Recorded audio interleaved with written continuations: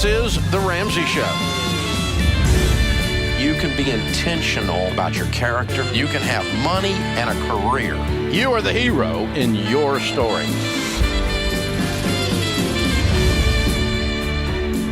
Live from the headquarters of Ramsey Solutions, this is The Ramsey Show. It's where America hangs out to have a conversation about your life, your work, your relationships, your money. I'm Ken Coleman, joined by my colleague George Camel, and we're here together for you this hour. It's a free phone call to jump in. It's all about you. We want to help you with breakthrough.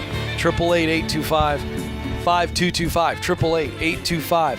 888-825-5225. How you doing, pal? Just glorious, Ken. You're glorious? It's 80 degrees and sunny in Nashville. Yeah, I didn't ask you that. I didn't ask you that, but thank you for the weather Puts report. me in a good mood. Oh, does it? You're in a good mood? Okay, great. How about we help some people? You ready for that? I'm ready. He's glorious, folks. He's ready. And Christian is ready. He's on the line in Raleigh, North Carolina. Christian, how can we help? Hey, how you doing? We are having a blast, and George is glorious.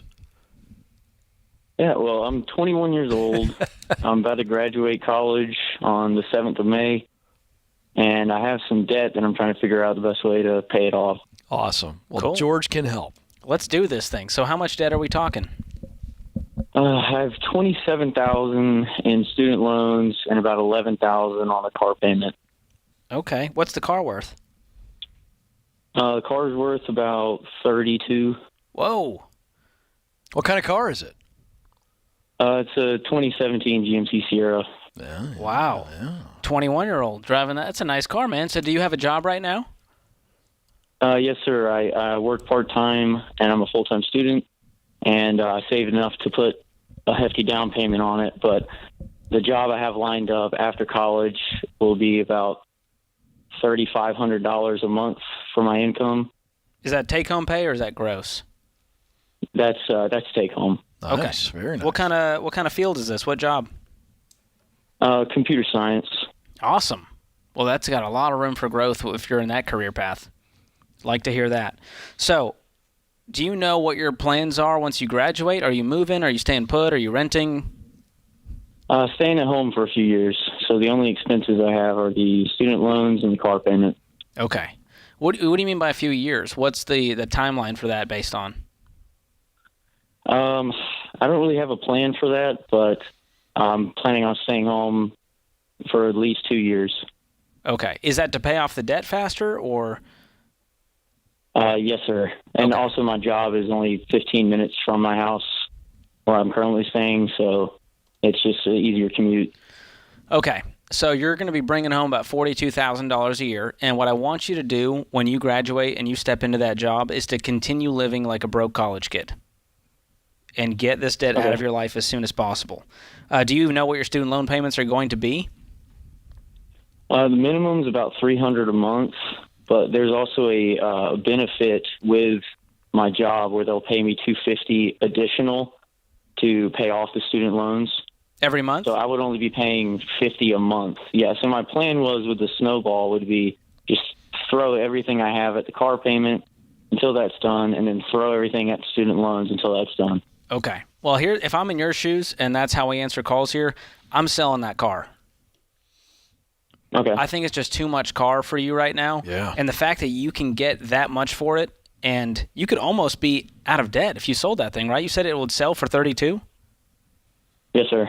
And you have $11,000 on it, which leaves you with just a nice chunk of change there to get rid of those student loans, which you could then do with, 6 months maybe? Yes, sir. What kind of transportation would you need if you sell that car? That's the only form of vehicle I have, so I would just have to get something else. All right, so you would have how much, George, was left over? So you said you'd sell for $32,000, you owe $11,000, that would leave you with $21,000. And so I'm going to buy maybe a $5,000 car. $6,000 beater car for now. Yeah. And this is not forever. No. But for right now, as a 21-year-old, you'll be okay. And you do that, and you'll have $6,000 left over. Yeah. You'll 21. So subtract the $5,000 you'd pay on the car. That still leaves you about $16,000 to throw at the student loans. Oh man, which takes you down to $11,000 on the student loans. That's great. And if you could throw, $1,000 a month, $2,000 a month, you're living at home, right? You have no expenses. Yes, sir. I like this plan, and my plan would be to move out way faster than 2 years. When those loans are done and you got an emergency fund in place, I'm going to fly the coop and I'm going to get my own place and rent and then begin the work of, saving up for a down payment if that's what you want to do. Okay. So, I mean, right now I have an emergency fund of about $2,000 from part-time work. Okay. So do I need to save any more, or should I just throw everything I have at the loans until I get the loans paid off and then start saving? I would cut that down to 1,000. So I'd take the 1,000. That's going to help get rid of those loans even faster, on top of whatever you have after buying a new beater car, and that's going to speed up the process even faster. And once you do that, we're not talking 2 years until you have a big savings account. We're talking 8 months maybe. Yeah. So put this plan on paper. Start doing a budget. The first thing, and then yes. Man, you can make that kind of money on that car right now. Oh, man. As a guy who's just starting out his career, trust me, you're going to be driving nicer cars later in life. But right now, if you continue to live like a broke college student, you will be unbelievably wealthy. Yeah. And by the way, I want to point out a relationship aspect here. 21-year-old, he's graduating. The ladies don't care about the car as much as you think they do. No. My wife, Stace, and I are about ready to celebrate 24 years of marriage. And when we started dating, I was driving a Mazda 626 with 200 and who knows how many miles on it, 200,000. And it was such a piece of crap that to make her laugh on dates, I would pull the key out of the ignition while I was driving and show her the keys. Was she impressed? No. Oh. But she laughed. That's good. And the point is she didn't care. Yeah. She didn't care about the car. I drove the car I had in high school. I drove for a decade. Yeah. It wasn't long ago that I finally And you won big with the ladies, too. You know me, Ken. They don't call me George Lady Killer Camel for nothing. There it is. No, I was invisible to girls in high school. Yeah. It panned out, but... Yeah, it worked out great. So the point is on this deal, it's like when you can sell the car, certainly in times like this, because this is applicable to a lot of people listening and watching right now. Hot car market. If you can get rid of that debt by selling it, it's a temporary move, but I'm telling you, I'm in the market right now. I've been telling you this for my kid. Yeah. And I'm not going to sink a lot of money into it because he didn't take me up on the challenge. However much you make, I'll match. So now I'm going to get him something that's serviceable. But if he runs it into a tree or a guardrail, you know what I mean? I'm not going to be like all bent out of shape. Well, a lot of parents, they go, well, Junior needs to drive a safe, reliable car. So they go buy Junior a $35,000 brand new car financed. Yeah, let me tell you what's ludicrous. Let me tell you what's safe and reliable. Something that costs about $4,000 or $5,000 that, it's an old Toyota, Honda, something like that. You know what I mean? Parts aren't that expensive. You take good care of it. Who cares what it looks like? It's safe and reliable. The truth is, I think a lot of parents, their reputation's on the line when Junior's driving the beater car around. Oh, and they want to look good. Yeah, and let me tell you something. George, you're absolutely right. Parents, stop making your kid's car one of your status symbols. College kids don't need to be driving $30,000, $40,000 cars. No. That's not an opinion. That's facts. Well, if they want to go out and make the money, then go for it, Junior. I like that. All right, tell you what else I like. We're just getting started. More of your calls right around the corner. It's a free call, 888-825-5225. This is The Ramsey Show.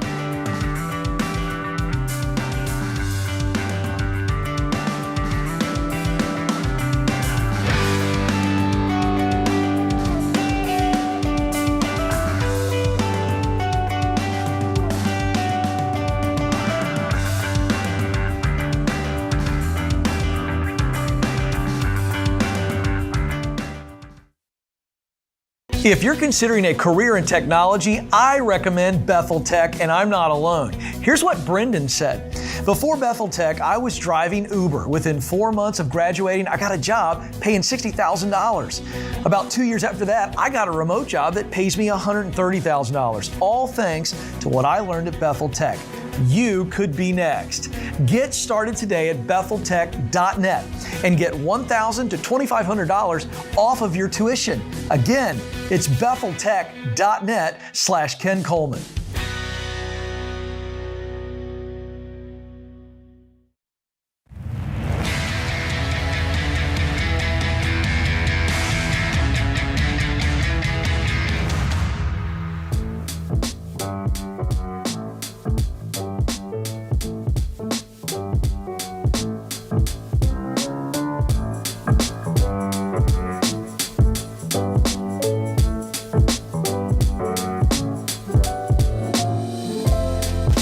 Welcome back to the Ramsey Show, where we help you win with your money, your work, and your relationships. George Kimmel joining me. I'm Kid Coleman. Ramsey Personalities, as we take your calls this hour, 888-825-5225. The phone number is 888-825-5225. All right, speaking of money, George, and budgets, and boy, you're the guy. It's very kind. Saw a story on Yahoo about Jessica Simpson joking that she's on a budget. What is this all about? I'm just as confused as you can, but it's a fun little piece here. Jessica Simpson jokes that she's on a budget after her credit card got denied at a Taco Bell. You can't make this stuff up. That's awkward. There's a lot going on here. Like, are you surprised that she went to Taco Bell? There's a lot of things I'm surprised about here. Yeah, she strikes me as a Wendy's fan. Really? Yeah, I don't know why. Okay. I don't see Jessica Simpson at Taco Bell. Yeah. You know, like, what is she getting there? If you go to a Taco Bell drive-thru, it is the most beautiful melting pot of economics. I mean, is that right? There's people in, sports cars, wealthy folks. Okay, I didn't know this. Taco Bell, does not discriminate. Everyone loves them some late-night tacos. And so does Jessica Simpson. So there she is. The article opens, Jessica Simpson has some beef with Taco Bell. The artist, 41, joked about having her credit card declined at the popular fast food chain while focusing her finances on her ever-growing businesses as she appeared this week on The Real. Quote, "I have no working credit card," Simpson said. "It's okay. I'll pay in cash. I went to Taco Bell the other day and my card got denied. I'm on a budget, ladies." That's a great quote right there. She added that she's draining my bank account into growing her eponymous billion-dollar fashion brand, of which she and her mother, Tina, regained control of in October. The multi-hyphenate even considered borrowing against her home for the big business move. Oh, boy. Okay, that's confusing. You're on a budget, but you're also going further into debt. Yeah, I don't know if she is on a budget, but I know this, George. We all got to be on a budget when you don't have a reality TV show. There's some confusing things here. Yeah. She's got the cash to pay for Taco Bell, but the card's getting declined.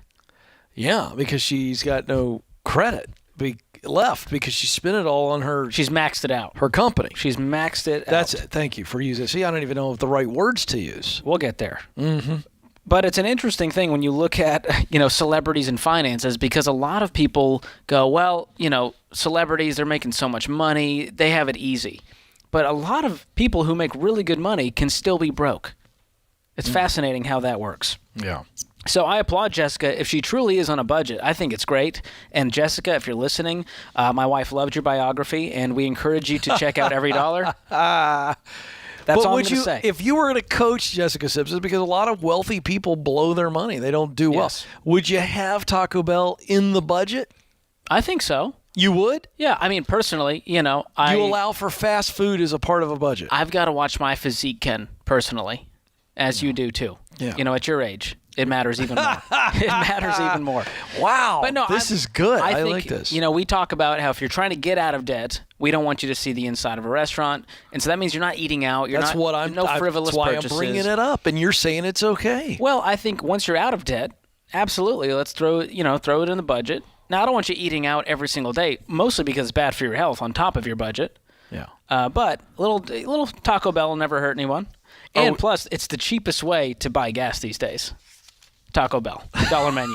There you go, Ken. There's my dad joke for the day. Oh, man. There's so many ways I could go with that. It's only $1.19 to get gas at Taco Bell. $1.19. Yeah, I'll tell you what. I don't know that we can prove that it's good for anybody, though. No, but I do want all celebrities and all normal Americans to be on a budget and to stay away from debt. So, Jessica, don't borrow against your home. Don't max out your credit cards. You are running this fashion empire. Use this revenue wisely. We tell people with Entree Leadership to run their businesses completely debt-free. Yeah. And people say you can't do that, Ken, but we meet them every single year at our Entree Leadership events, and they're amazing business owners, small business owners, who are running their businesses completely debt-free using cash. Yeah. Love to see it. Very interesting stuff. There you go. Would have loved to have seen what that order was. I'm just glad Yahoo's still around. It's amazing. When you said that, it was like nostalgic to me. Yeah, a lot going on in my head. I got jingles running through my head. The Yahoo commercials, talk about. I got the whole thing. I'm trying to refrain from it. It's Friday. Yeah, because I don't want James rolling his eyes at me. All right, to the phones we go. Stace is joining us from Kansas City, Missouri. Stace, how can we help? Hello. Hello. Hi. Hi.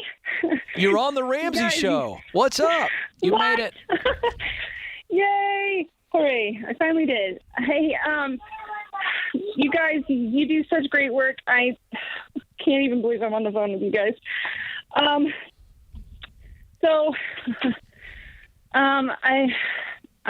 in a bit of a mess. Okay. What's the mess? Just tell us. It's hard to admit, okay? It's That's really all right. hard to admit. No judgment or shame here. I have a credit card, a couple credit cards, and before I married my husband, I racked up some debt, and I haven't been able to pay them off. 2019, I had my son, and I didn't want to go back to work. So I'm raising my kids. I'm a stay-at-home mom, and I don't have an income. And at least the one card knows this. I'm not working. And I'm being sued by them. What company is this? I'm going to butcher this, guys. Gramachi and Myers PC. Well, what's the credit card company? Capital One Cabela's. Ha. We just took a call recently, Ken, and it was Capital One. Apparently, they're notorious for suing people. So, just one more reason to stay away from credit cards. But I'm What's so sorry in to your hear this, wallet? Stace. Yeah. A letter from a law firm. There we go. There we go. I'm writing slogans while George is helping people. So, Stace, how much credit card debt is this? It is $2,588.08. Okay, and what's your communication been with them? I called them. I told them I wouldn't have any money until taxes came, and then we just didn't have it. I mean, we were trying to take care of stuff. I paid off my car, so... So how much debt do you have outside of this credit card? Well, this credit card, which is $2,214.73, is the other one, and then... and you're not making payments on that one either? No, we just don't have it. So when you say we don't have it, you said you don't have an income.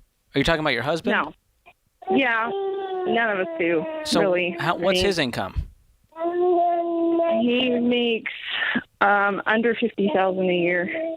Okay. Is he willing to work another job? Well, it's a little complicated.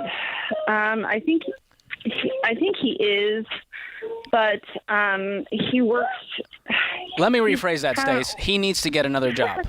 You guys don't feel the sense of urgency that I'm feeling for you, which is you're on fire right now. We have to get these lawsuits out of our life. We have to get control, and you've got to pay the credit card. You've got to pay the bill. And so with this lawsuit, I don't know what's going to happen. You might be able to settle, but that would still mean you need an amount in the bank that you are able to pay. Because they're going to say, well, yeah, you don't have an income, but you all have an income as a family, and so they can garnish his wages. They can do a lot of things.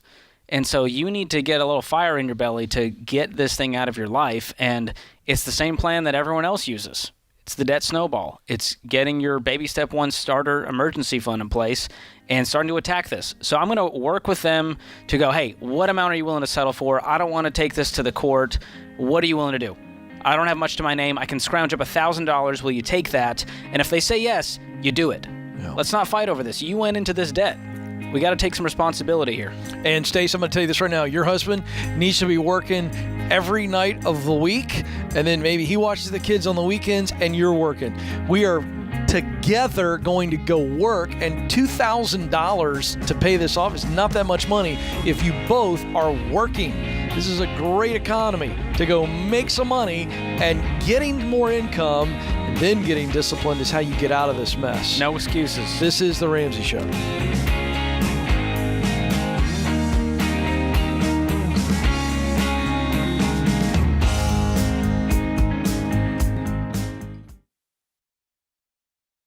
Chaos. That's what it can feel like when your business is growing so fast you've outgrown your financial and accounting software. The faster you grow, the more likely you are to lose control of the numbers. And here's the reality. If you don't know your numbers, you don't know your business. That's why we use NetSuite by Oracle, the #1 cloud financial system. Over 28,000 companies use NetSuite by Oracle, including Ramsey Solutions, because NetSuite gives us a single view of everything we need to make daily decisions. Whether you're making a few million to hundreds of millions a year, NetSuite gives you the visibility and control of the things you need to grow, like your financials, inventory, HR, planning, budgeting, and more, all in one dashboard. Go to netsuite.com/Ramsey right now to get their free white paper. Jumpstart your CFO career.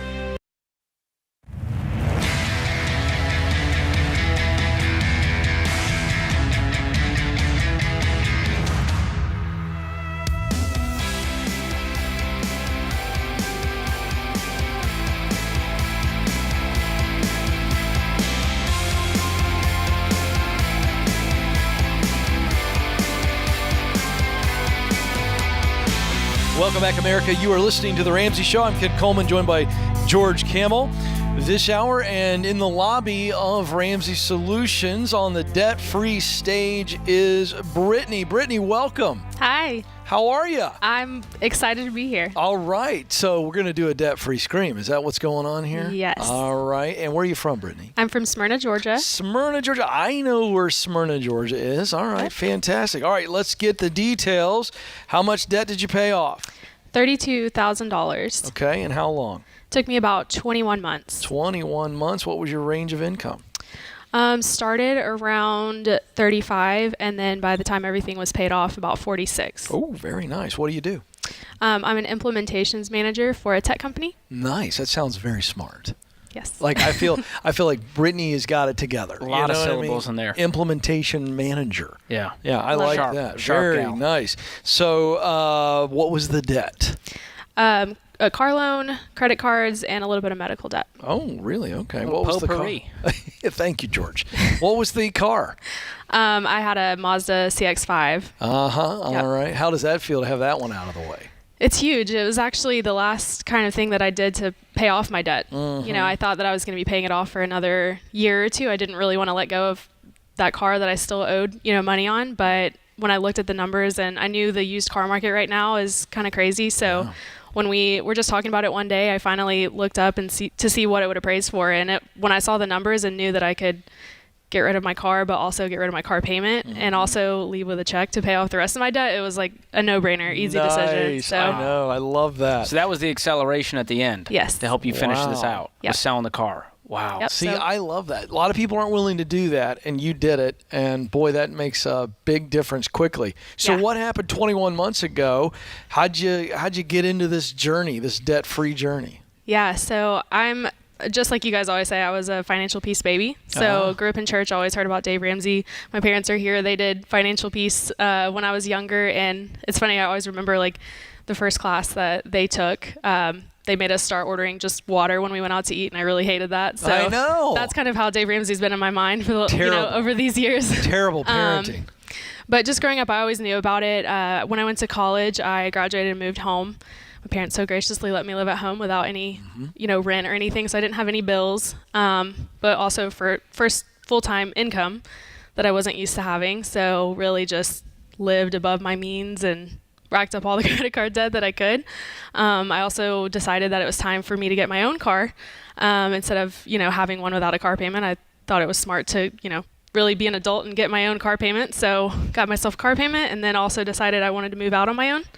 So got my own apartment, of course, had to furnish the apartment, all of that. Right. But just continued to still live above my means and kind of got over my head in credit card bills. And then when my credit card started maxing out, I was like, I really got a problem. Uh-oh. When I sat down and totaled it and I saw it was almost as much as I made in a year, I really knew that it was time to do something. So I actually went to the bank and tried to get a loan, like a lot of people do, to consolidate, and I didn't get accepted for it, and I just broke down crying right there in the teller's cubicle, and I felt really bad, but I was just like, I don't know what to do. I've lost hope. Wow. And she gave me all the pamphlets and everything that banks do, you know, credit repair and all of that. But she looked at me and she was like, I don't have anything for this, but me and my husband went through Dave Ramsey's Financial Peace University, and it really changed our life, changed our marriage. And I'm like, yeah, I know about Dave Ramsey, like, you know, just like not something I wanted to do, but she didn't know, but she was really planting a seed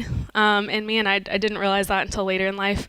Actually, a few months later, I met my boyfriend Whit, and we had the financial conversation about, you know, you can't really hide, you know, the struggle that I was going through. So we talked about it, and he was like, I don't know if you've ever heard of this guy, Dave Ramsey. I was like, Yeah, okay, really. God, I see you, like, you bring a cute boy in my life, and of course I'm like all in for it now. You know, I've heard it for the millionth time, is you Dave Ramsey. So during quarantine, when things were shut down, we watched all the lessons together, and then back in January, we started an in-person class when things started kind of opening up again. So Wow. Awesome. So Yeah. you couldn't turn a corner without hearing about this guy, Dave Ramsey. You went, couldn't. fine, God, I'll do it. yeah, And it just worked. yep. You got on the plane, Finally you did decided it. to live on less than you make, get a hold of your life, and here you are today on the debt-free stage. Yep. You're a hero. We're so proud of you. Thank you. That is awesome. So what was the hardest part in the journey for you? I think just for me, it was most important to just remember my why, because there was times where I was, you know, I did every side hustle imaginable. I had my normal 9-to-5 job, and then I was out doing DoorDash. I walked a lot of dogs, did a lot of dog sitting. So it was just a lot of time that I didn't get to go spend with my friends or do stuff that I wanted to do, and it was really hard. But in the back of my mind, I knew it was a temporary sacrifice to be able to live, you know, comfortably for the rest of my life. And I just always had to go back to my why when it did get hard. There was a lot of breakdowns, and Whit so graciously reminded me, he's like, just remember, you know, this is only temporary. You're gonna thank yourself for really pushing through. Yeah. Wow. Wow, So way to go, Whit. You had some cheerleaders in your corner, which is awesome. I mean, from Did. the banker to your boyfriend to your parents. Yeah. Were there any detractors?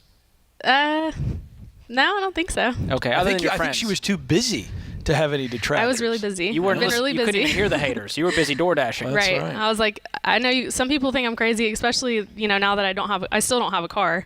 I got rid of that in January when I so paid you never got a everything new off. car. Not yet. Right now Wow. I'm saving up cash for one, so How are you getting around? just Lyft and getting rides from people. No kidding. Wow. Well, I do a lot of walking because where I live in Smyrna, it's, you know, Yeah. Good for you. Look at that. See, that's a new now level of that, sacrifice. That right there bashes the myth that you got to have a car to function, right? Now, some Yeah. people do. Her life allows her to do that, but it can be possible. Oh, yeah. And Yeah. because you're budgeting for the lift and all that stuff. right. And I'm actually spending less than I did with my car payment and with insurance and with gas. You know, it came at the perfect time in January when gas prices I like that. started skyrocketing. So and you'll save up real fast now. You don't have a payment in the world. Nope. Wow. So I'm able to save a lot for get a car in the next couple months. So What are you dreaming about now? You're a young lady. Your life's in front of you. You're debt free. How does that change your perspective about the future? it's just awesome because now I feel like I can actually save for my future and for my family one day and my kids, and I can really give them the life that, you know, they want. So I'm excited to do some traveling.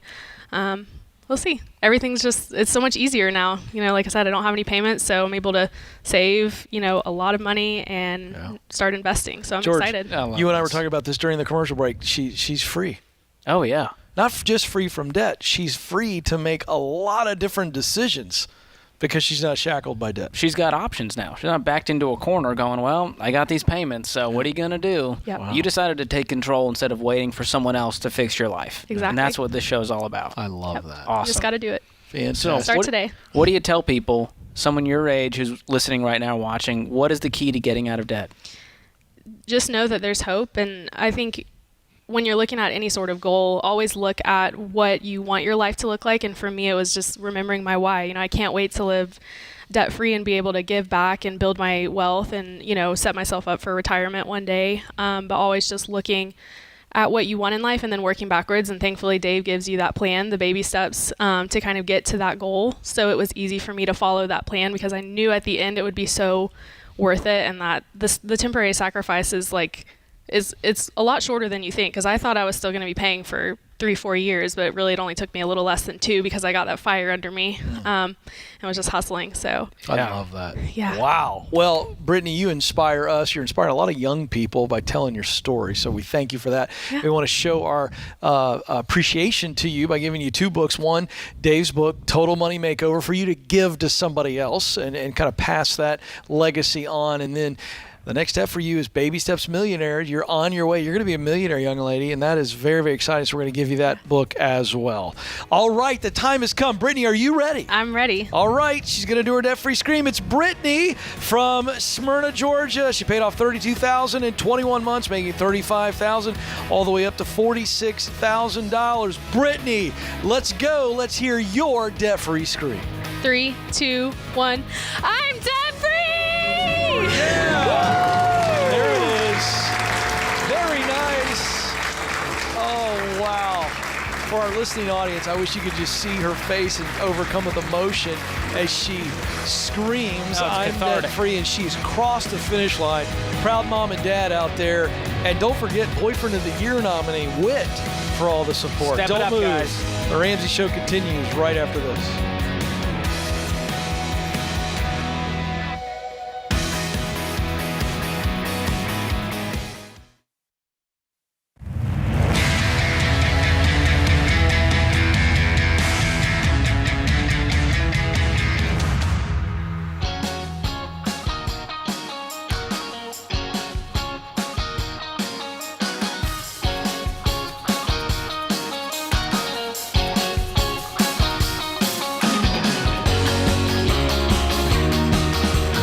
Ramsey Show continues from our world headquarters in the Nashville area. I'm Ken Coleman, joined by George Campbell. We're here for you this hour, 888-825-5225. George, it's hard to believe.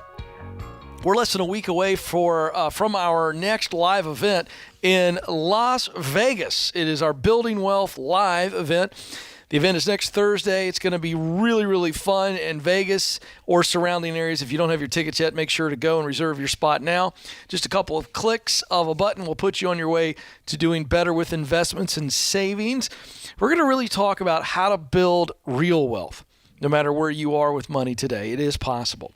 We're going to tackle the latest get-rich-quick trends, dive deep into investing, saving, and planning for retirement.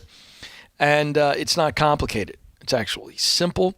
We're going to give you a clear path on how to do all that, and we know that you'll win big. Dave Ramsey, Rachel Cruz, George Campbell, Dr. John Deloney, and I are all together at the event on the stage. George is going to wear a mini Elvis costume. We did get that approved this week. I love that it's a mini one. Well, you're a small guy. Not a full-size one. I know, that would look silly.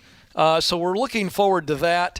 We're not sure about the peanut butter banana sandwiches. We'll see about that. So if you're near Las Vegas, in Las Vegas, don't miss out. Thursday, May the 5th, tickets are just $25 each, and you can get a 4-pack of tickets for only $60. Bring your friends. It's going to be great.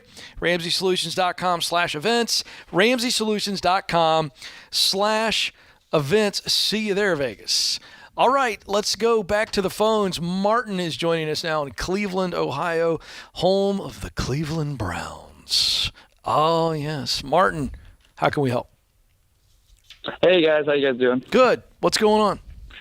All right. So my wife and I are having a disagreement, kind of.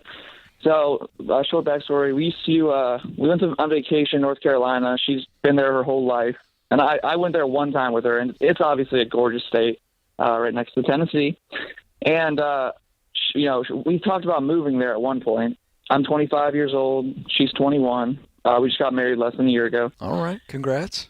All of our family is up here in Cleveland. Like, we have 8 sets of parents, everyone. No one's in North Carolina. So I was thinking we're on track to pay off our debts and, have a down payment here in a couple of years.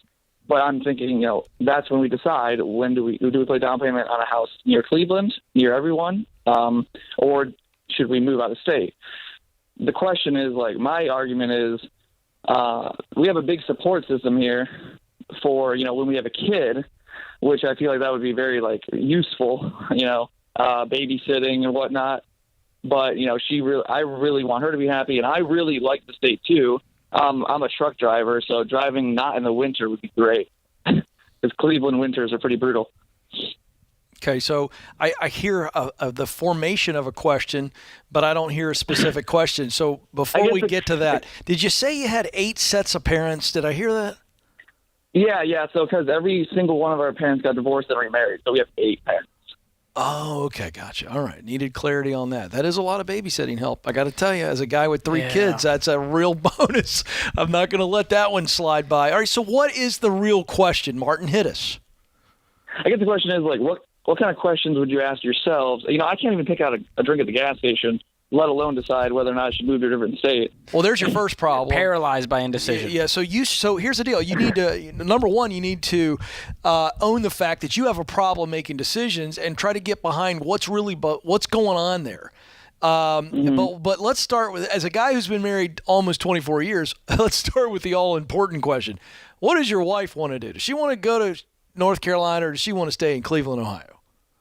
She thinks she wants to move to North Carolina. Okay. So what I would start with is you guys need to go take a trip to an area that she maybe there's 3 areas in North Carolina. I'm making this up. But I would take a nice little weekend, the 2 of you away, and I would go kind of just hang out, see some neighborhoods, get an idea of what's going on. And let's get ourselves in that environment and see how she really responds. And then you, Mr. Indecision guy, you need to be honest about what you're afraid of, right? It's okay to just say, well, I'm worried about this and I'm nervous about this. George, you tend to be very neurotic. What would you say? That is very true. Thank you for bringing that up, Ken. I'm working through it. Yeah. Here's where I go with this. I don't live near my family anymore. I moved when I was 20 from Boston, and now I'm in the South here. My wife's family, they just moved down to Florida, so we're not close to family. We don't have kids yet, so similar to their situation, they're newlyweds. So I'm not going to make a decision based on this alone. This is not a deal breaker for me to be away from family. We see our families, 2, 3, 4 times a year. Yeah. And it's not that big of a deal. So I wouldn't base it on free babysitting. Let's stay in Cleveland, Ohio forever because of this. So, by the way, the downside of all those parents, it makes me think of the movie 4 Christmases. That's a lot going on at holiday time, Great movie, by the way. Yeah. That's exhausting. I'm exhausted thinking about how you handle the holidays. Martin, which one excites you more? The idea of moving to North Carolina, as you guys talk about this, do you start to kind of, your eyes light up a little bit? So I'm a very adventurous person. I love the idea of being by the ocean, and North Carolina is so gorgeous. Like I said, I'm a truck driver at night. I hate winters in Cleveland. Truck driving is a nightmare. But I'm also a very practical person, and I like to lay out every little number I can before I make a decision. And there's really no way to do that. See what you just did there, Martin? You see what's going on? George asked you a point-blank question, and your heart let off. Your heart answered it. I want to be near the beach. I like the warm weather.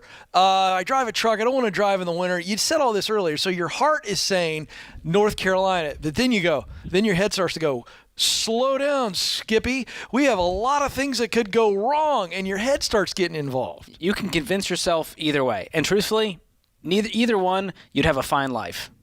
Now, the question is, what can you do without regret that's not going to keep you up at night? And the truth is, you can always go back home and visit. The truth is, you can afford a babysitter when you need to find someone to watch the kids. Yeah. And so if you look at the solutions, you go, okay, well, if that was our deal breaker, I guess it's really not. Yeah. I got to tell you, Martin, this is a good old-fashioned pros and cons. You and your wife separate, right? And she writes her pros and cons for going to North Carolina. And you do yours. Then you guys meet in the middle over a nice little candlelight dinner, maybe compare notes, and then go to Carolina one time. And, I think it's going to be obvious. Yeah. I think it's already obvious. I'm moving if I'm in their shoes, just based on what I know. I don't want to knock anybody Cleveland, Ohio. Here comes the hate mail. But if it's between Cleveland, Ohio, and Charlotte, North Carolina area, it's not even up for vote for me. Yeah. It's just me. All right? Just me. Thank you for that, Ken. Yeah. Say, well, we're trying to spread hate and dissension, as Dave always says. Oh, wow. You make a very interesting point, though. That's rare. Sorry. Let's talk about the financial questions. Yeah. Because we talked a lot about those are more personal. The emotions and reasoning. We talked a lot about that. What would you say to a young couple on the financial side of things? What would they need to look at on a move from one region to another? I think there's no urgency to this. They're newlyweds, so I think it's okay to just get to know each other. Let's pay off this debt. Let's get an emergency fund in place. and let's reassess. We're going to be at a very different place emotionally once we've been married for a year, 2 years, the debt's out of our life, we've got an emergency fund. Now we can be clear-headed about every single decision. We're not worried about how we're going to pay for the move. We're not as worried about what's going to happen with our jobs over there. We can just do this with a lot more clarity. And so I'm encouraging them to go, hey, pause. What is the urgency behind this? Do we need to make this decision today? Or can we park it and go, hey, let's focus on this debt and let's circle back to this conversation a year from now and see where we're at. Yeah, I like that because the bottom line is that area or any other area of the country is still going to be there. And so at that point we can decide. But we want to clean up our financial mess because, again, it just gives us more options. It changes where we might be able to live in a certain area. The other thing that I don't think people think through a lot is cost of living. Oh, yeah. There is from Cleveland to Charlotte, there could be a jump there. It might be, yeah. I don't know. But you got to look at all of that. And I can't overestimate the importance of going and visiting, putting yourself in that place, because the fear that holds a lot of people up the most is the fear of the unknown. Yeah, and regret. So go figure out what you don't know, go get an answer, and now we can make a decision based on real information, not a vacuum of fear and doubt that's running around in our minds. A lot of wisdom there. All right, good hour, George. Hey, this is your show, folks. It is The Ramsey Show.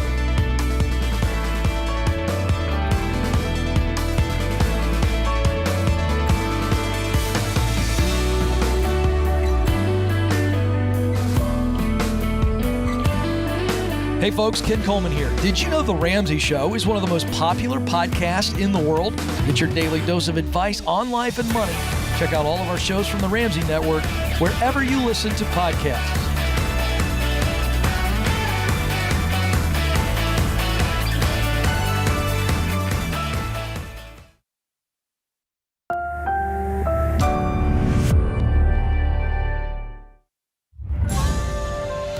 This is The Ramsey Show.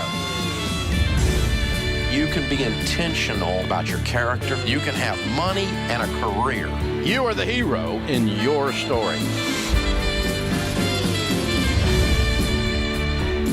Live from the headquarters of Ramsey Solutions, this is The Ramsey Show. It's where we talk about your life, your money, your work, and your relationships. I'm Ken Coleman, joined by George Camel this hour.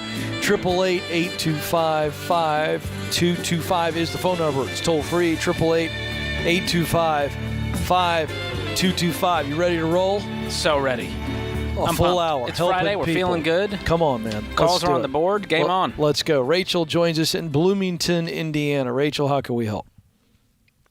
Hey, I'm so glad to get you guys' advice on this. Great. So my husband and I have been saving for our home for like 15 years for a house in the country. And we found something. It has a barn and opportunity for animals and things like that for our kids, which is what we want. The problem is we are facing a lot of fears and concerns about it. And we don't know if these are legitimate fears because it's not a good financial decision, or if this is just like us stepping out of our comfort zone, because we really haven't had to do that this far in our marriage. So we need help deciphering whether these are legitimate fears. Okay, great. Do you mind outlining very specifically what the top fears are? I think the top fear is that it will be a financial burden instead of a blessing for us. Okay, what else? We're worried that we'll regret it after we do it.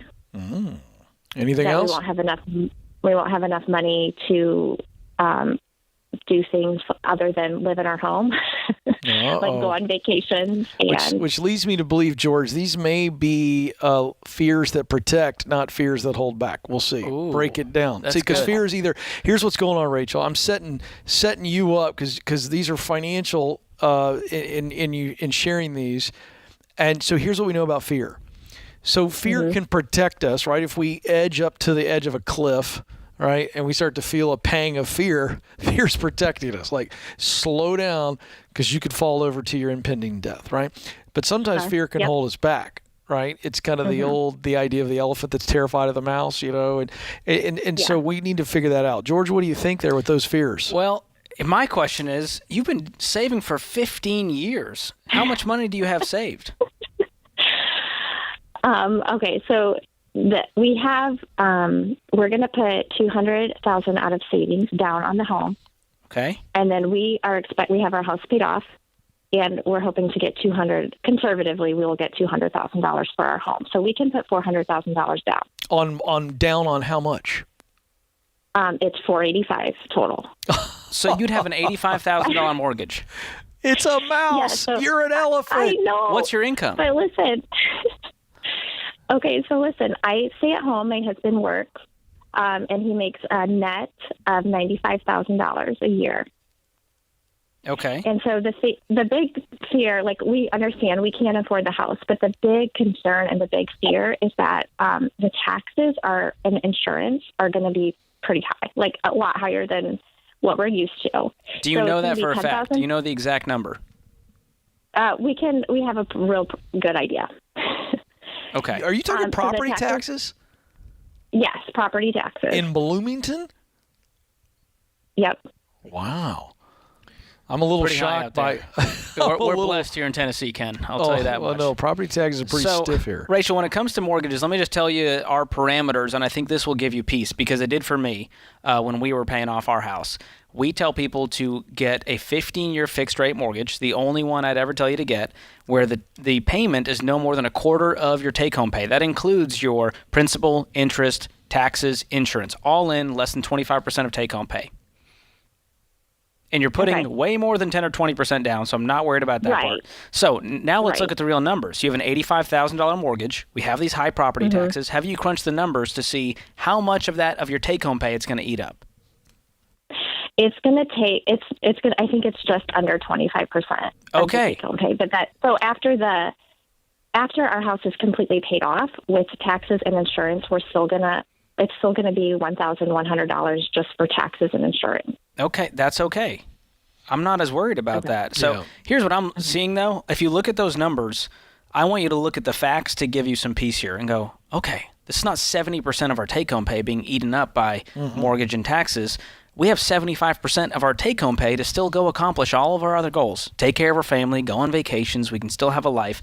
That's why we tell people to stick with these conservative parameters, because I want you to still have a life. And that's what you're worried about. Right. Are we going to be able to do all of these other things if we get into this house? And you told me it's been your dream for 15 years.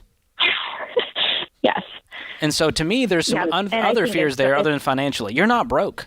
You're not going to be broke. No. You're going to pay this thing off within what? Maybe 2 years? Yeah, I think it's just that's the thing. We couldn't decipher whether it was like this. We just haven't had to step out of our box. You haven't. Is it just the fear of stepping out of the box? 100%. Rachel, let me tell you what I heard earlier. George walked you through, and you told him, he said, well, it's less than 25%. And he said, that's what we recommend. It's very conservative. And your immediate response was, yeah, but it's going to be $1,100 in taxes. And that's a new number for you, and it seems exorbitantly high because based on your previous context, it is. So I remember the first time my wife and I bought a house, it was $195,000, and I thought that I'd mortgaged my future away, and it was, I was making good money. But I mean, I never owned a house, so $195,000 is like, you know what I mean? And we were living Dave's principles. My wife worked for Dave at the time. I did not. So I think it's context, and George has just walked you through. And that you're okay. And can I just also say something that I hope encourages you?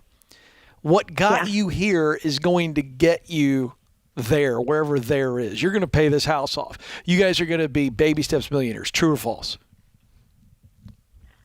I'd like to say true. No, you will be. You will be. You're doing it the right way. You're going to pay off that $85,000 mortgage. Do you guys have any debt, Rachel? No debt. No. Okay. Yeah. And so when you don't have any payments, you have freedom. And so with that freedom comes peace. And so I want you to take a look. Most people that call into the show, Ken, they have been wanting a house for 14 seconds. They have no money to put down, and they do it anyways. Right. They've saved $200,000 over, what'd you say, 14 years? 15 years. 15 years. It's time to pull the trigger on this. This is, I mean, I don't even know how you've been focused for 15 years. I would have given up on impressive. Yes, listen, Rachel, that's what we're doing. We're bragging on you and your husband. Incredible discipline. To have amassed what you have amassed. You guys are going to be great. Go get that place. And it's going to be paid for in a few years, and then you'll have property taxes, but you'll still be unbelievably wealthy if you just have property taxes and insurance to pay for. Yeah. And as a homewarming gift, George is going to send you a baby llama. So is that part of the plan? Well, I would send a baby camel before a llama, Ken. You know, I'm team camel. To be on theme. Yeah, I don't know who's doing PR for llamas, but they've done a great job. It's time for camels to step up. Yeah. Well, I got a 13-year-old girl, and any parent of a 13-year-old girl gets that. I don't know where these animals came from with their popularity, but it is. What a diatribe. We just went, left turn there. Well, ADHD is a real thing, George. And the next medication point is later this hour. So, hey, don't move. More of The Ramsey Show coming right up.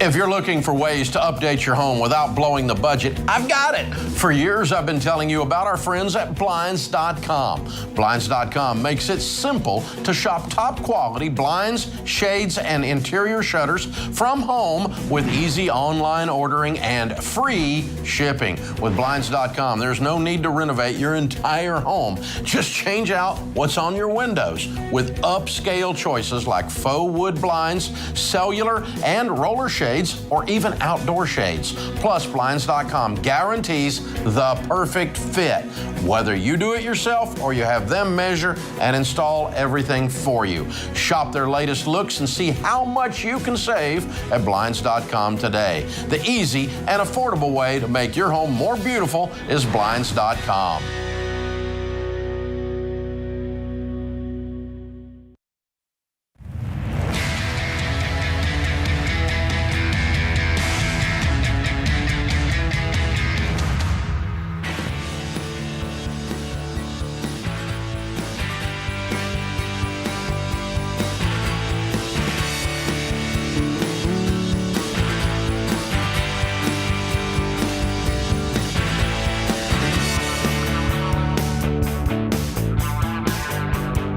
Welcome back, America. You are listening to The Ramsey Show. Thrilled to have you with us. Helping you win with your money, win in your work, win in your relationships. I'm Ken Coleman, joined by George Camel. The phone number is free to call in for some breakthrough, 888-825-5225, 888-825-5225. Let's go to Minneapolis, where Savvy joins us on the line. Savvy, how can we help? Hi, guys. Thank you so much for taking my call. Of course. What's happening today? All right. Let me give you some background information. Okay. So in 2 weeks, I'm graduating with my undergrad degree. Nice. Yes. And I'm also a part of an accelerated master's program through this school that I'm about a quarter way through my master's in counseling. Awesome. So then in June, I'm getting married, and we combined will have around $100K in student loan debt. But I also got a job on Monday, and my fiance is currently working. He makes about $53K a year, and I'll be making around $50K a year. So total we'll have around $103,000 per year as our salary. And we're completely down to start the baby steps, but we want to cash flow my master's so that we don't have any more student loan debt. And we are just wondering if it would be wise to treat the master's fund as a baby step before we start the baby steps, save up all the cash in around 6 or 7 months to just fully fund that, and then start our baby steps. Okay, how much it would be what's left in the master's fund to be able to pay that? It would be around, so we would have about $20K total. My grandparents gift every grandchild during college graduation $9,000 to use for whatever. So we're going to put that towards the masters as well. So we'd have around 11 or 12. So you'd have to come up with 11 to cash flow your way through. Yeah. I'm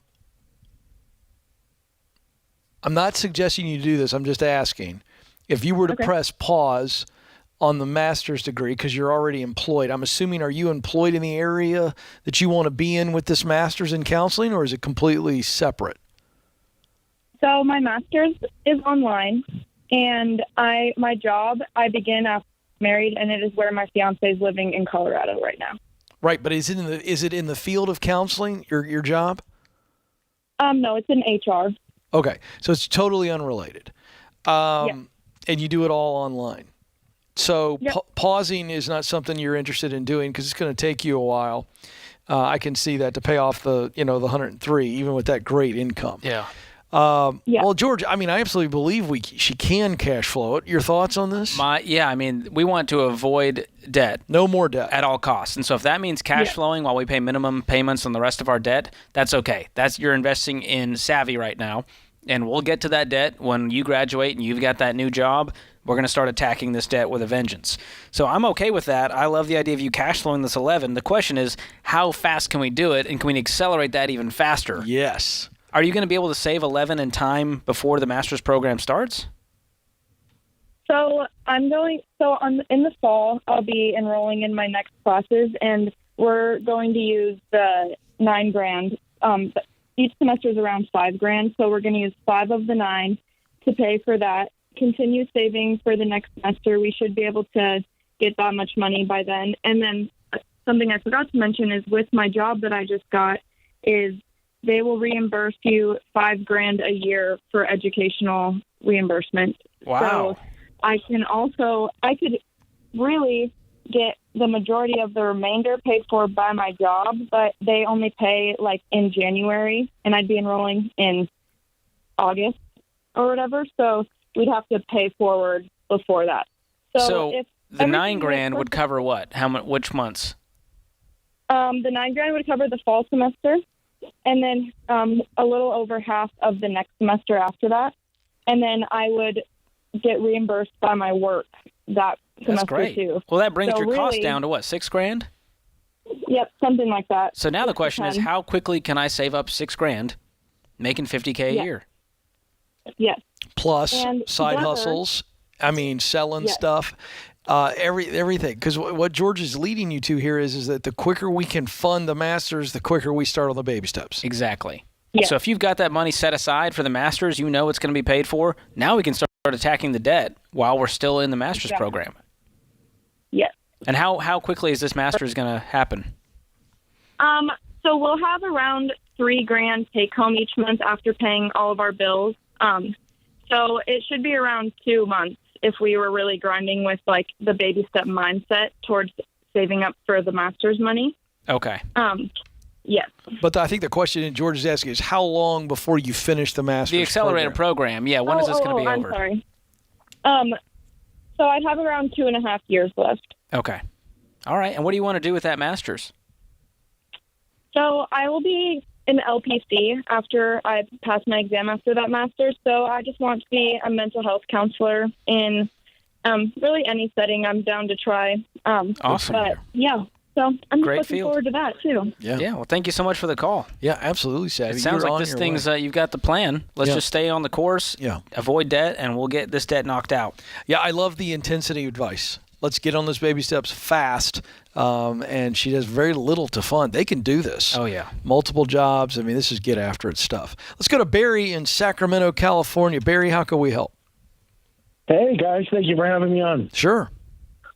I've got life-changing opportunity coming up. I've got settlement money that I never expected coming in, and I have no idea what to do with it.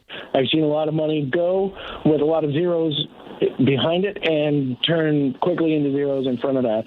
So I am new. I just want to know what you guys might have an opinion on what I should do with this money. What kind of settlement was this?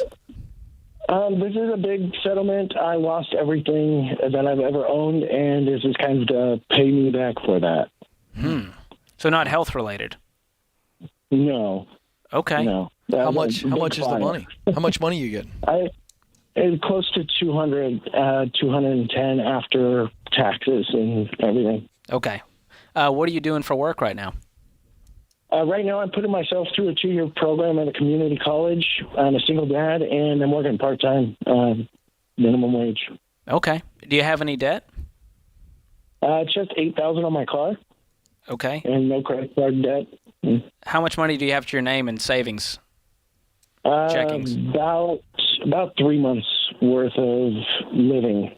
Okay. Like $3,000, $4,000. Well, when is the settlement coming through? When does this hit your bank account? Well, it comes in steps, and I'll be getting my first soon at around 90, and then over the next few years, broken into 2 more payments. Okay. Well, the fact that you called in makes me think that you want to make sure you use this money wisely. And if you're not careful, this money could disappear with a blink, and you alluded to that earlier. Yes. So if I'm you, when this check clears, that first one, I'm paying off the debt, and I'm staying out of debt. We're never touching debt again. And you can leave that money in there in savings. I might bump that up to 6 months for you being a single dad. And we got to get you away from this minimum wage job. I think you can do better in this market right now, even while you're going to community college. And Ken's got a lot of resources on his website to help you in that arena. But we have got to make sure that we use this money wisely. Beyond that, if you don't have a home right now, that might be a down payment fund. If you could pay cash for something, that's even better, but you're in Sacramento, so that's a pipe dream. But maybe eventually this becomes a down payment for a house, and we invest some of this, and we start to really make a plan for what life looks like as a single dad, taking care of our kids and leaving legacy. Yeah, Barry, you don't need to live off of any of this. Do exactly what George said, the baby steps. Hang on, we're going to give you a couple of resources. 1, Total Money Makeover.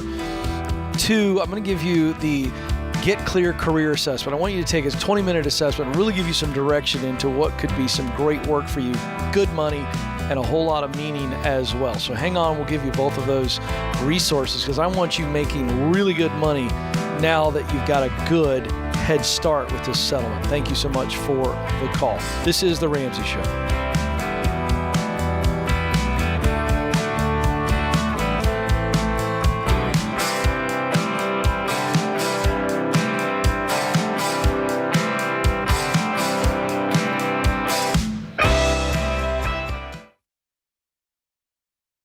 Life is full of firsts.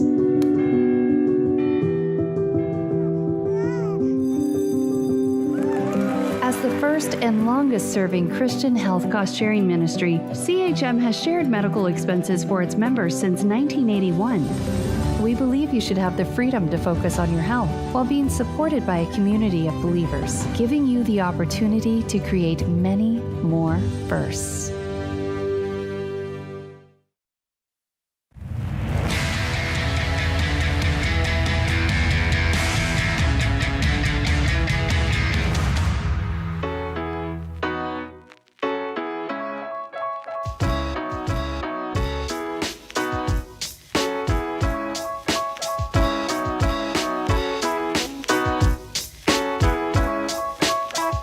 The Ramsey Show continues. Thrilled to have you, America. I'm Ken Coleman, joined by George Camel.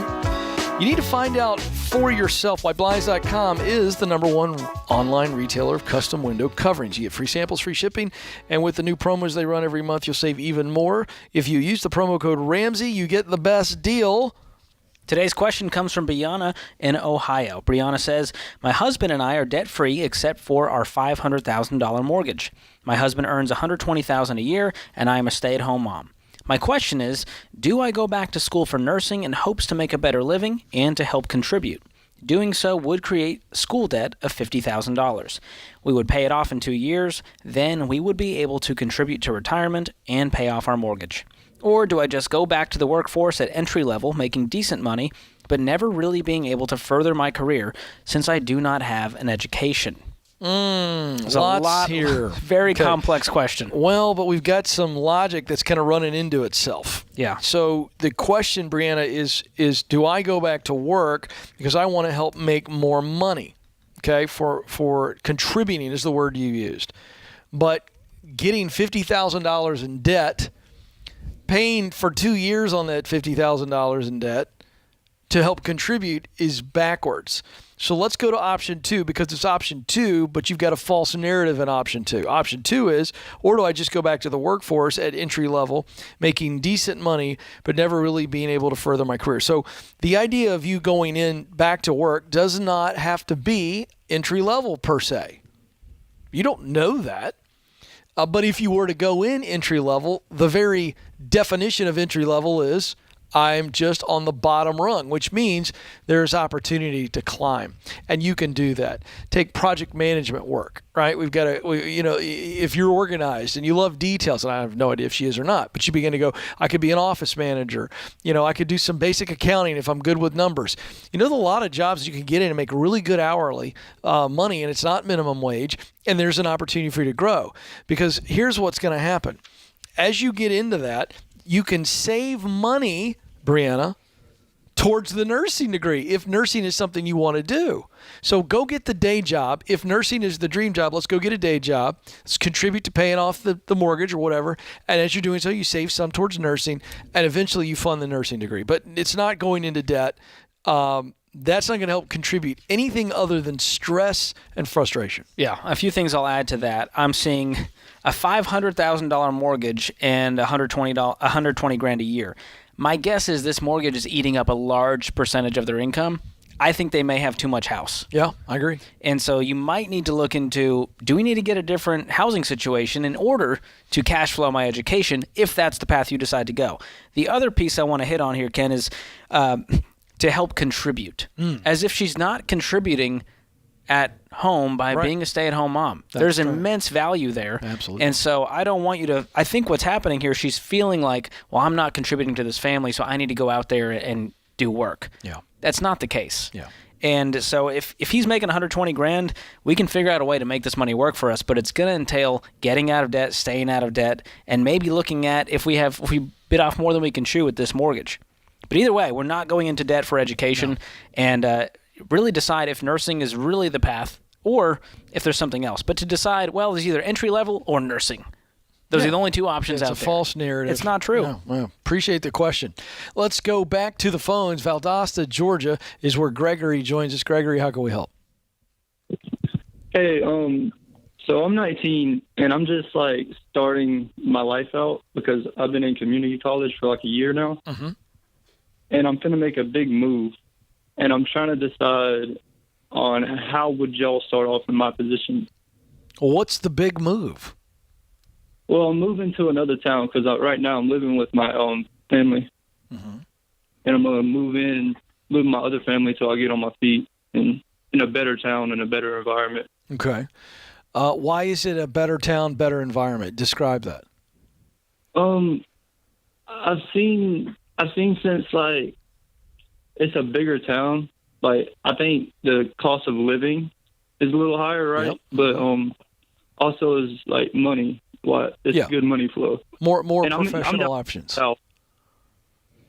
Right now I'm studying for automotive technician, and I'm on a 1-year diploma right now, looking to get certified. Okay. So I was wondering, should I I'm just kind of debating because because right now I'm in the academic portion of college, and I didn't want to stress myself out, so I didn't get a job. So I've been Okay, so you're 1 year in a community college, and so is what you're doing in the community college, is that getting you that mechanical certification or however you would phrase that? Yeah, it's getting my certification in that. Only reason I'm getting certified because I can go out there and just work on cars on the street and stuff. And that's my question. So let's just press pause on the community college for a second. You know your way around an engine, I'm guessing, yes? Yes, sir. What would keep you from getting a job with a local mechanic in this new town you're moving to?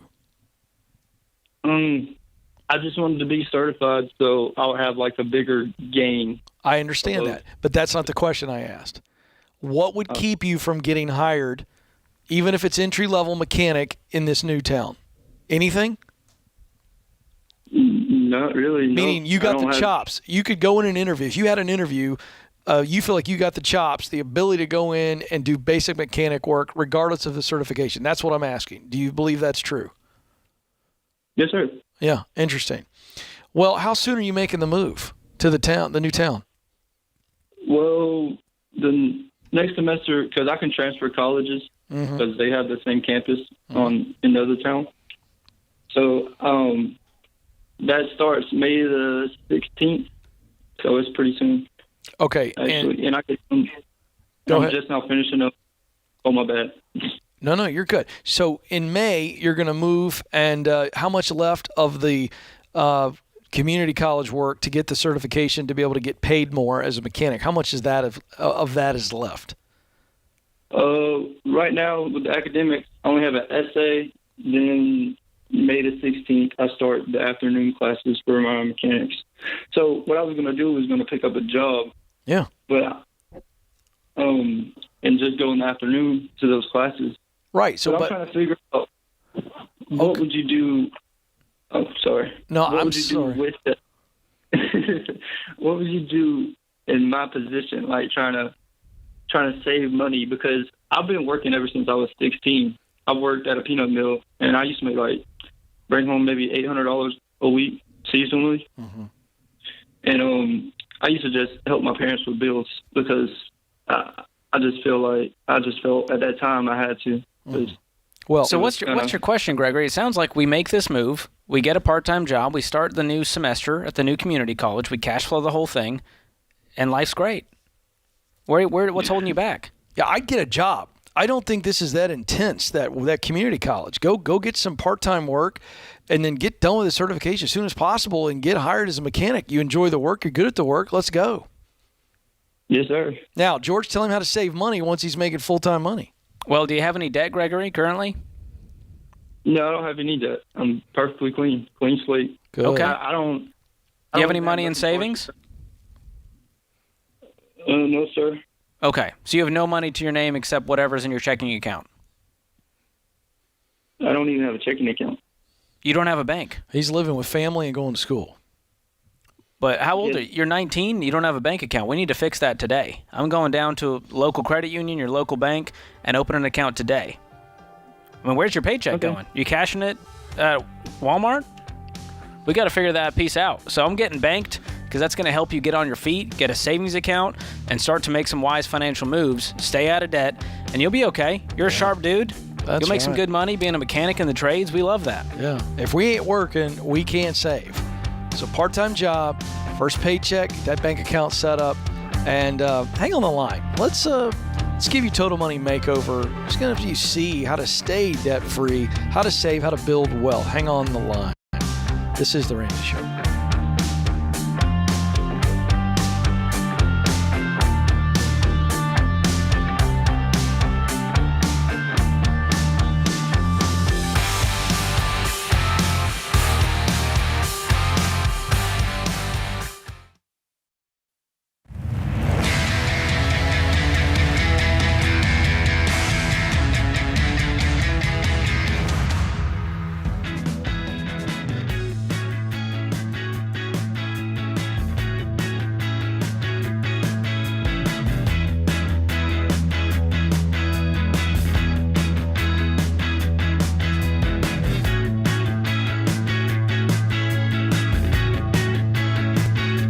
Welcome back, America. You are joining the conversation here on The Ramsey Show. I'm Ken Coleman, joined by my colleague, George Camel.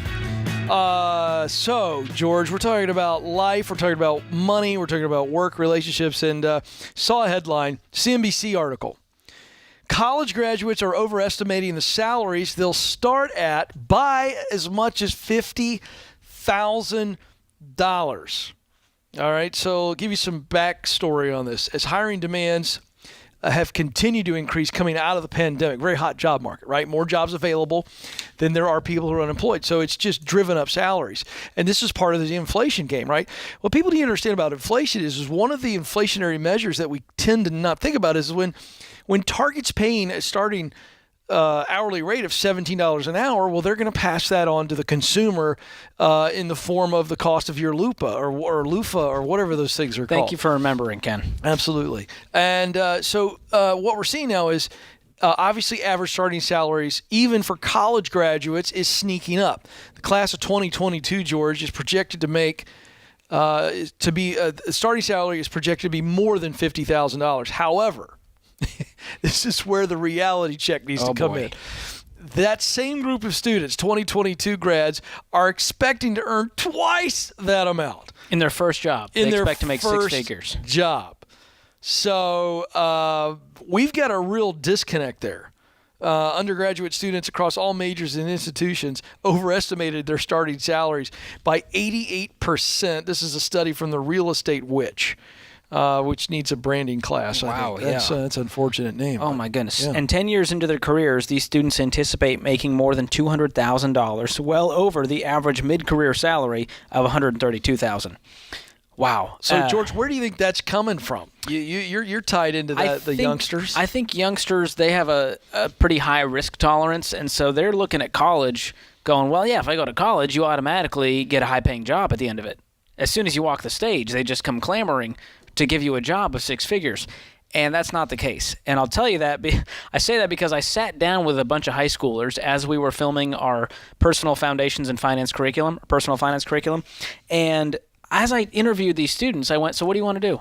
What kind of job? Where do you want to go to school? How much is it going to cost? How much do you think you're going to make? Some of them thought it was an interrogation. They ran away in tears after we were done. Wow. No one has asked them these questions, Ken, including their parents. They're not having these conversations. The teachers that's where these crazy numbers are coming And so it's all in their mind of just going, well, $100,000 is what mom and dad make, so that's what I'm going to make when I graduate college. And there was such a disconnect. They went, well, this is how much I'm going to get paid as a physical therapist. Whatever the job was, it was always inflated. Now, they may get there over time, but year one, you're not going to be making 6 figures in most jobs. No, listen, this information right here, folks, is why it's vitally important for high schools, public, private, and colleges to teach financial literacy. You know, I mean, it's so important. Well, I'll tell you what it leads to. Because they have no idea. It leads to the student loan crisis we're seeing because students go, well, Ken, I'm happy to take on $100,000 of student loan debt. Because I'll be able to pay it off easily. That's always the case. Yeah. And what happens? They have $150,000 in student loans, and they're making $42,000 a year, and then they feel like they were lied to, and they demand student loan forgiveness because this is a scam. Oh, yeah. When they really just didn't do their due diligence, they didn't do their research, they didn't have the right conversations, and it's heartbreaking. I don't want this for any student. It really is, because here's where the perfect storm collides. They've created this mythical salary and this mythical financial journey that they're going to be on, and then that doesn't happen, and then they've grown up getting a trophy just for showing up, right? Youth sports, and it's just like, so then all of a sudden the reality hits them, and it's no joke. It's not funny. It's disheartening and disillusioning when they come out and they feel like, I went and did all this time. I got all this debt. I can barely afford the debt payment. And I was supposed to have this life. You talk about rocking somebody's world while their brains are still developing. Well, an 18-year-old has no idea what it's like to pay bills, to pay insurance. No. And so they walk into their adult life going, hold on, I have to make a car payment and my student loan payment and my credit card payment, and they can't breathe. Yeah. So you've got to have a reality check here. Come on, wake up, folks. Wake up. All right, Ashley is joining us now in Chicago, Illinois. Ashley, how can we help? Oh, my word. Hi, guys. Thanks for taking my call. You bet. Ashley, She's it's so all shocked. about you. What's happening? That's awesome. George, you're my favorite, by the way. Anyway. Yes. Take that, Ken. Hold on a second. Hold on. James, can I take this segment off? Ashley, give me a second. I have to take the dagger out of Ken's heart that you just put in It's there. okay, George. Handle it. I'm going to take a smoke break. Go ahead. Ashley, how can we help today? All right. So, in short, my mother-in-law is trying to buy my husband and I a $500,000 house. Whoa. And, yeah. And he's an only child, works in the family business, is planning to take over. And we've also been living rent-free in one of their properties the last 3 years since we've got married. So we've never really had to worry about, you know, the normal bills, all of that. And so I came from a different background. I'm kind of feeling like we're being taken care of, which is a good and a bad thing. But I also don't feel like we're adults. He thinks we should be taking advantage of this and looking at it as, you know, the Lord is blessing us with so much. And she wants to buy us this house because we had our first daughter 4 months ago. Congratulations. So, yeah, that's awesome. Thank you. Is she paying cash for this house on your behalf? Is she just gifting you a paid-for $500,000 house? Yes, exactly. All cash. Whoa. And so I kind of feel like we're cheating our way through the baby steps, but Why? I also feel like if we said no to this, I think I'm looking for permission I'm not really sure. Well, George and is then your how to favorite, explain so this George, to my give family. her permission. Wow, you've lost Ken. He's done with you, Ashley. No, this is fascinating. No, George. this is a wild scenario. I mean, in this case, I don't want you to feel like you're cheating. Now, I don't want her, coddling you guys forever and giving you an allowance. You're grown adults. And so I think what you're wanting is that sense of independence and agency and going, hey, I pay my own bills. I'm a grown woman. I'm a mom. Right. Which, by the way, you will. Exactly. Which you will. And so I'm looking at this as they've left a legacy. They want to bless you with this. Yes. And so now if she said, hey, I'm going to take out a mortgage in your name and you pay the bills, I'm going, Yep. Now, I do want to know if there's is there any agenda here? Is she saying, hey, I'm hands off. I don't get to tell you how to live your life financially.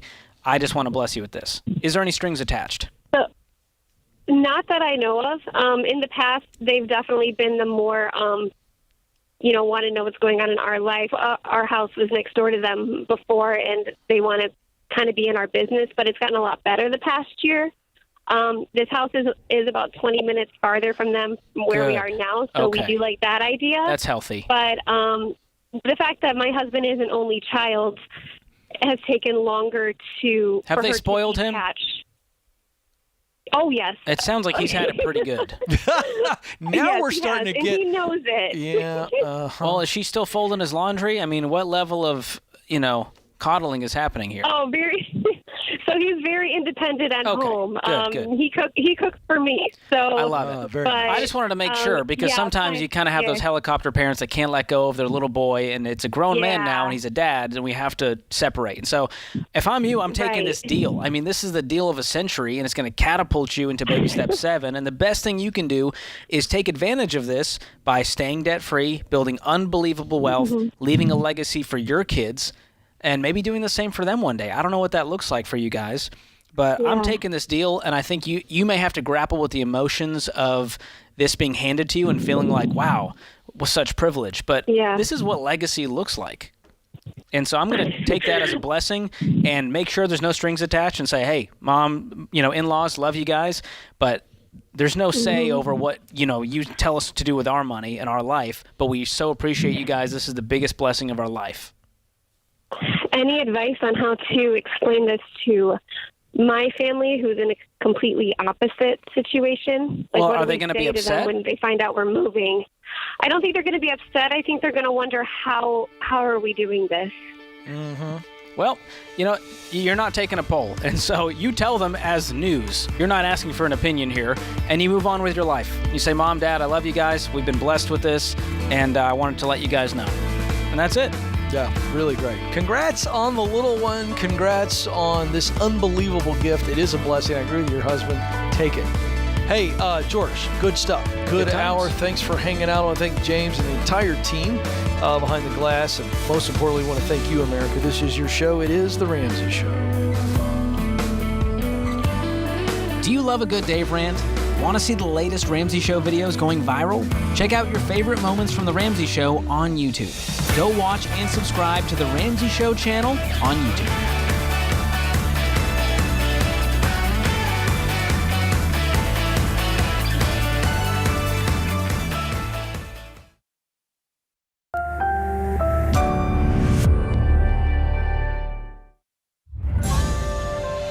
This is The Ramsey Show. You can be intentional about your character. You can have money and a career. You are the hero in your story. Live from the headquarters of Ramsey Solutions, this is The Ramsey Show. It's where we talk about your life, your money, your work, and your relationships. 888-825-5225 is the toll-free number to jump in. I'm Ken Coleman. He's George Camel. And we are here for you this hour. Thrilled that you've joined us. 888-825-5225. George, you ready to go? You ready to help some people? Always ready. Always a good day when it's with Ken Coleman. Oh, well, I appreciate that. John joins us next in St. Louis, Missouri. John, how can we help? Hey, how's it going, guys? It's good to be talking to you. Good to talk to you. So listen, I got a new job recently that I'm really excited about, moving to a new state, huge pay bump. And I was going over the healthcare plan that they offer. They offer a core plan and a high deductible plan with the HSA, which is a plan I currently have at my old company. But the difference is here, this company, they fully cover the premiums on both plans, which means, nothing would come out of my paycheck every month. Awesome. So I'm relatively healthy. I'm kind of wondering if I should go with the core or the HSA since the premiums are covered. The flip side of that is that the company actually contributes about $1,400 a year towards the HSA. So that's also another thing to consider. But I'm just kind of wondering what will be the better option in my case. So you're saying, do both plans have an HSA? So there's a core plan? No, there's the core plan that's like normal, like a normal healthcare plan, and then there's the high deductible plan with the HSA. I like that option. Yeah. So okay. what's keeping you from just sticking with that? Yeah, I was just wondering because since they cover the premiums on both plans 100%, would it be better to go with the plan that has the lower deductible? Well, it sounds like the incentive to go with the high deductible plan is the extra $1,400 a year they're throwing into your HSA. Right. Okay, that's what I was kind of thinking too, but I was kind of wondering if that would be the smarter choice. Yeah, I mean, if you're saying you're a healthy guy, that's still going to be my choice. And the HSA has some amazing triple tax advantages, and you can also start investing in your HSA once you hit the threshold in that account. Okay, perfect. Yeah, I already have the HSA at my current company, and I really like it there. I was just wondering, since I've never had a company that pays 100% of the premium, so that's kind of a really cool benefit. That's a great benefit.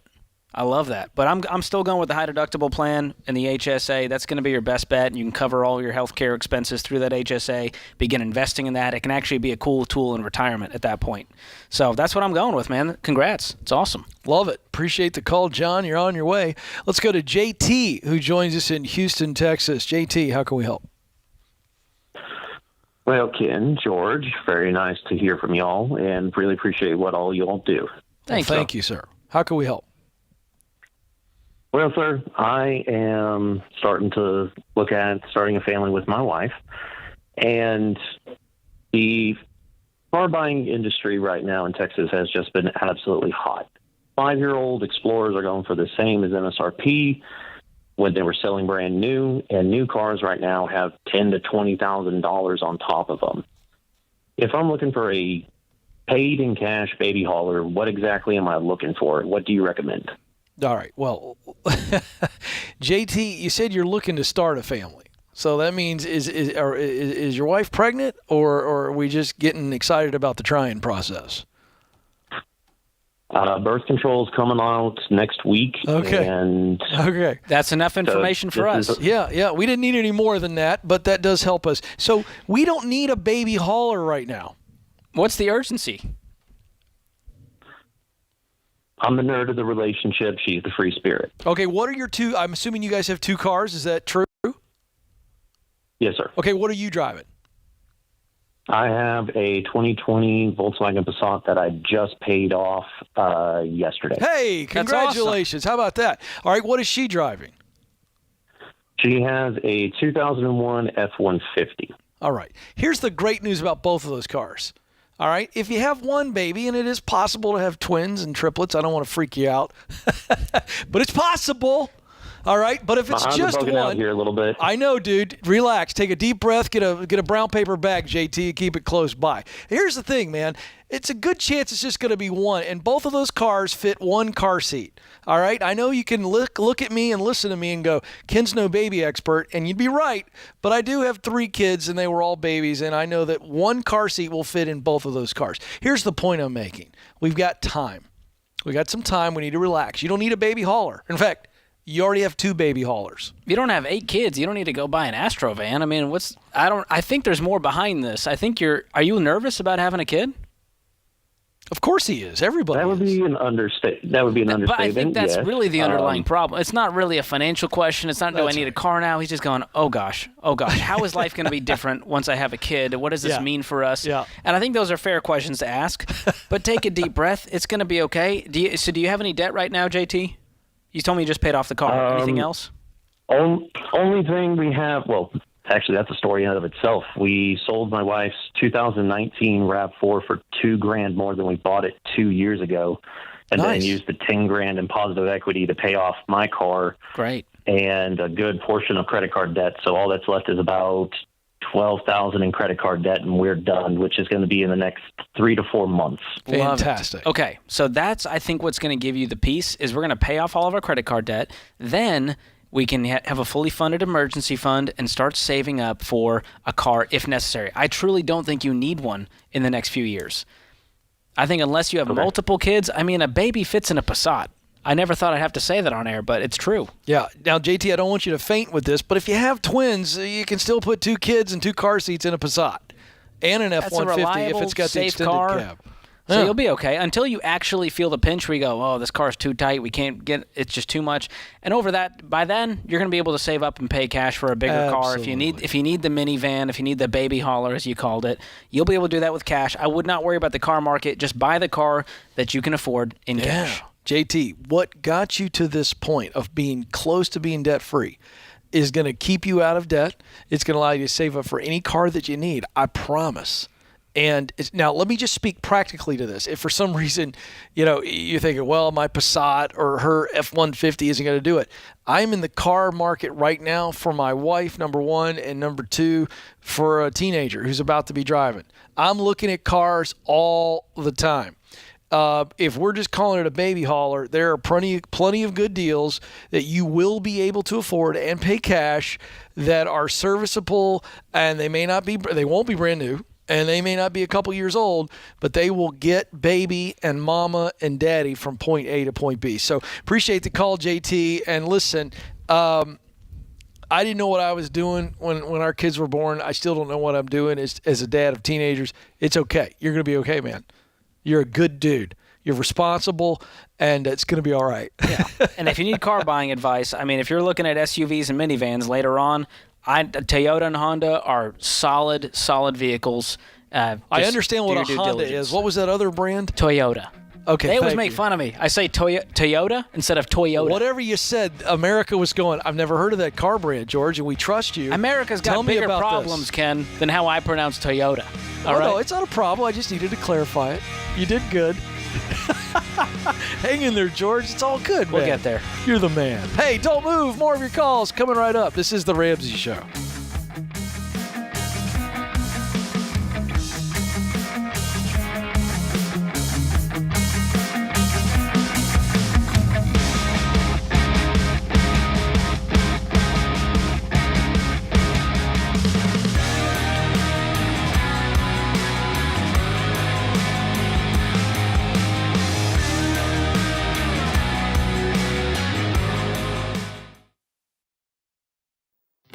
Look, I love real estate, and I want you to have a house, but I don't want a house to have you. That's why you need to get in touch with Churchill Mortgage to make sure you do this right. These guys are awesome. They'll help you get on a smarter mortgage plan because they're committed to doing what's right for you. That means they check in every year with free consultations to help you stay on the right plan. They show you how to save money and interest so you can build wealth faster. They walk you through the total cost of your loan so you can make the best choice. Basically, they care. That's why we call them Ramsey Trusted. You can achieve debt-free home ownership, and Churchill is here to help. Go to their site, churchillmortgage.com/Ramsey, to start your approval or get more information.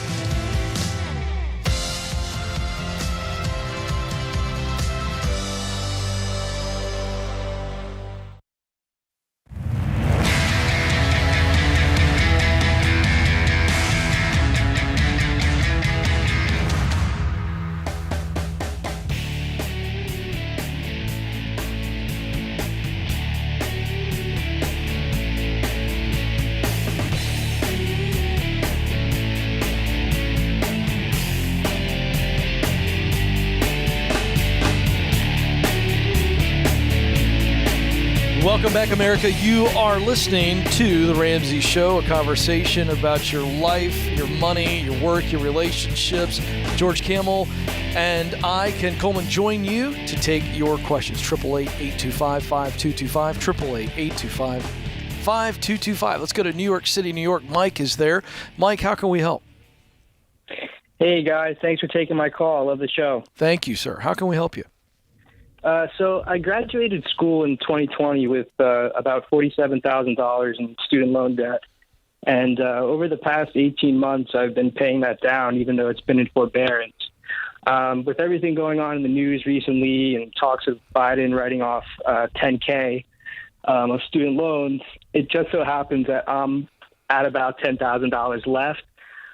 So I'm just kind of wondering, should I just keep paying it down or potentially leave free money from the government on the table? Sorry, I'm not laughing at you. I'm laughing at that statement. Free money from the government.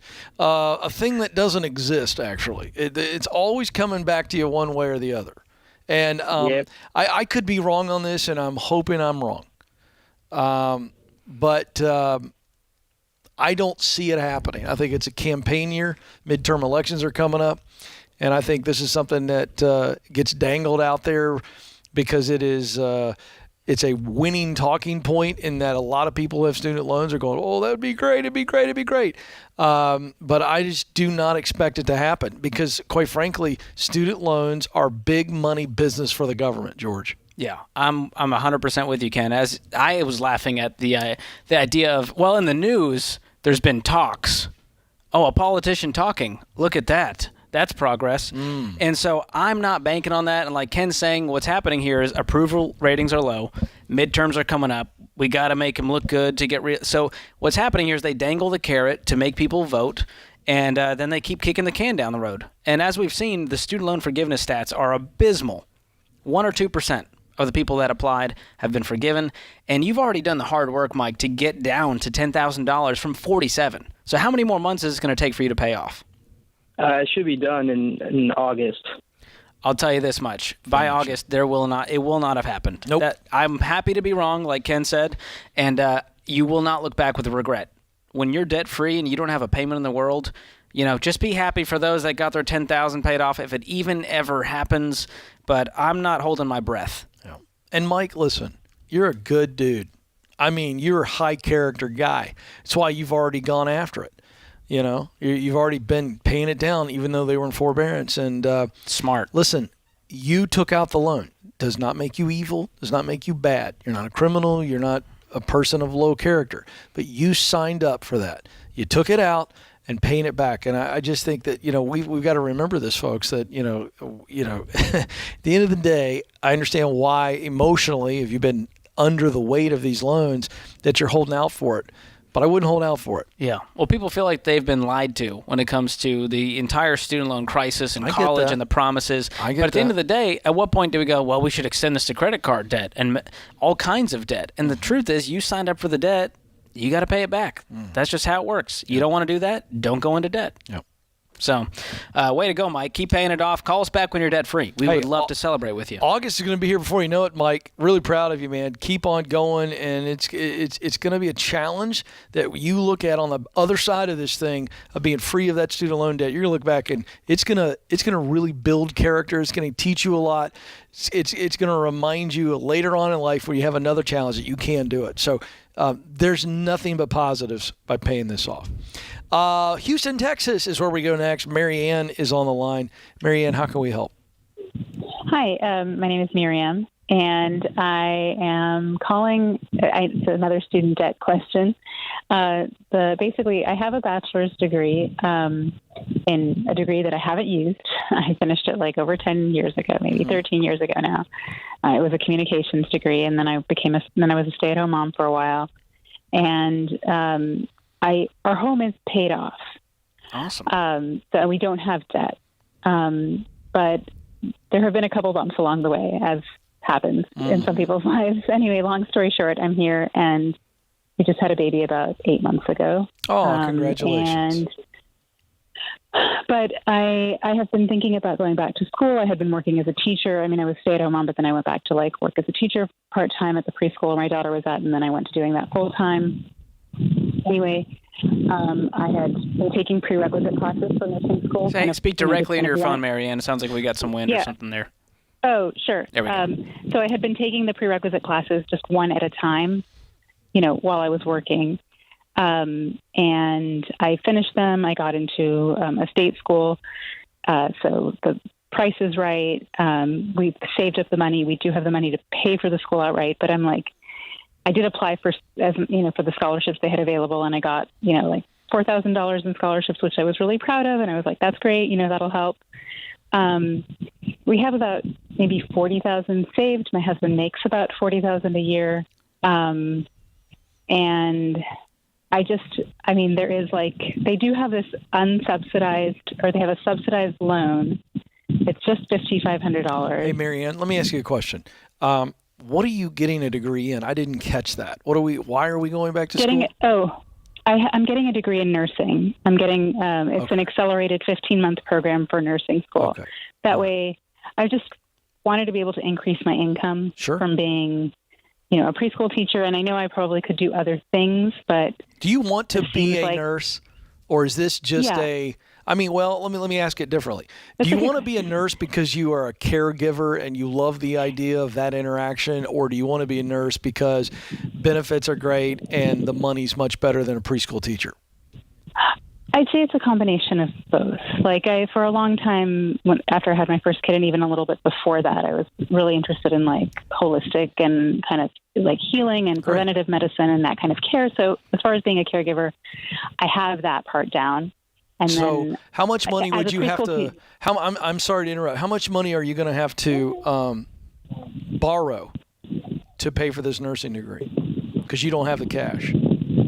We do have the cash in our savings. So why are you considering a student loan if you have the cash to pay for it? Yeah, that's where I'm confused. I love that voice. Sorry. Well, I just thought maybe it would be free money, which you guys are the wrong people to talk to. What is free money? I'm so confused. Since when is a student loan free money? Well, because there's no interest being charged on it while I'm in school, and the interest only accrues until 6 months after. So I figured Hold on. You just told me you have a paid-for house. Did you guys get out of debt at some point? Sorry.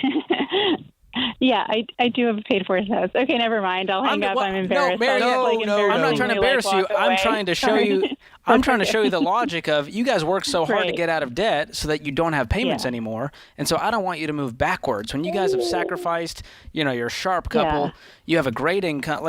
Let's just pay cash for this and be done with it. That's the reason you saved up $40,000, not for it to sit there, but for it to be put to use. Yeah, Marianne, don't be embarrassed. I can't tell you how many people in my life would tell me something like that. Oh, it's free money because of the interest. But the reality is the minute you get out of nursing school, the interest starts accruing, and now you've got this debt that you're working to pay off, and you said you wanted to make more money.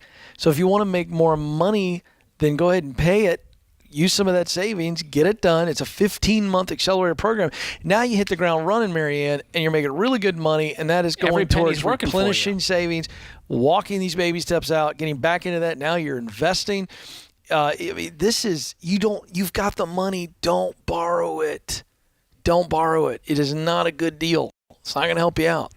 Yeah, I did not mean to shame Marianne in that call. Well, George, I want to make that very clear. Yeah. Well, George, you can't raise your voice at people. I'm sorry. You know how I get. I'm known for my anger and being loud and aggressive. It's great.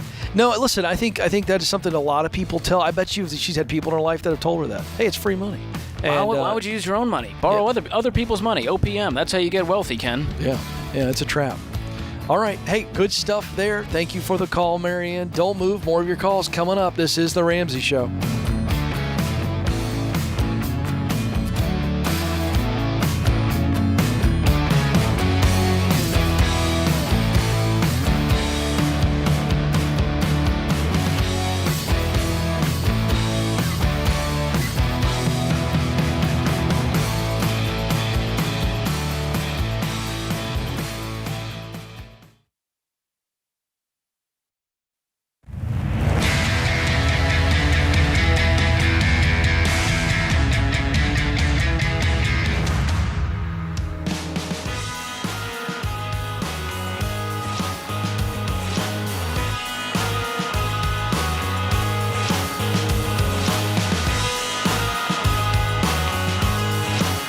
Welcome back, America. You are joining the conversation here on The Ramsey Show, talking about your life, your money, your work, your relationships. I'm Ken Coleman, joined by my colleague, George Camel, and we're taking your calls this hour, 888-825-5225. Hey, when we get together as a team here at Ramsey Solutions, we're talking about our mission to change America's toxic culture in the area of money and work and relationships. And it makes us mad to see in that money area so many people trapped, by debt or to watch kids sign away their future for a student loan. For folks who work here, this isn't a job, it's a mission. If that sounds like something you could get excited about, you got to check out all the exciting roles at Ramsey Solutions because we are looking to hire ASAP. So let's go. We need developers, UX designers, and writers to help us build digital products that actually change people's lives. To see what it's like to do work that matters with us, before you apply, follow us on Instagram and Facebook by searching Ramsey Careers. Apply for your dream job at RamseySolutions.com/careers. That's RamseySolutions.com/careers. All right, Sioux Falls, South Dakota is where we go next. Zachary's there. Zachary, how can we help? How are you guys doing? We are having a blast. What's going on? I have a question about how a Roth IRA works, because I know how Dave says you can invest $6,000 a year for 40 years. That's the max.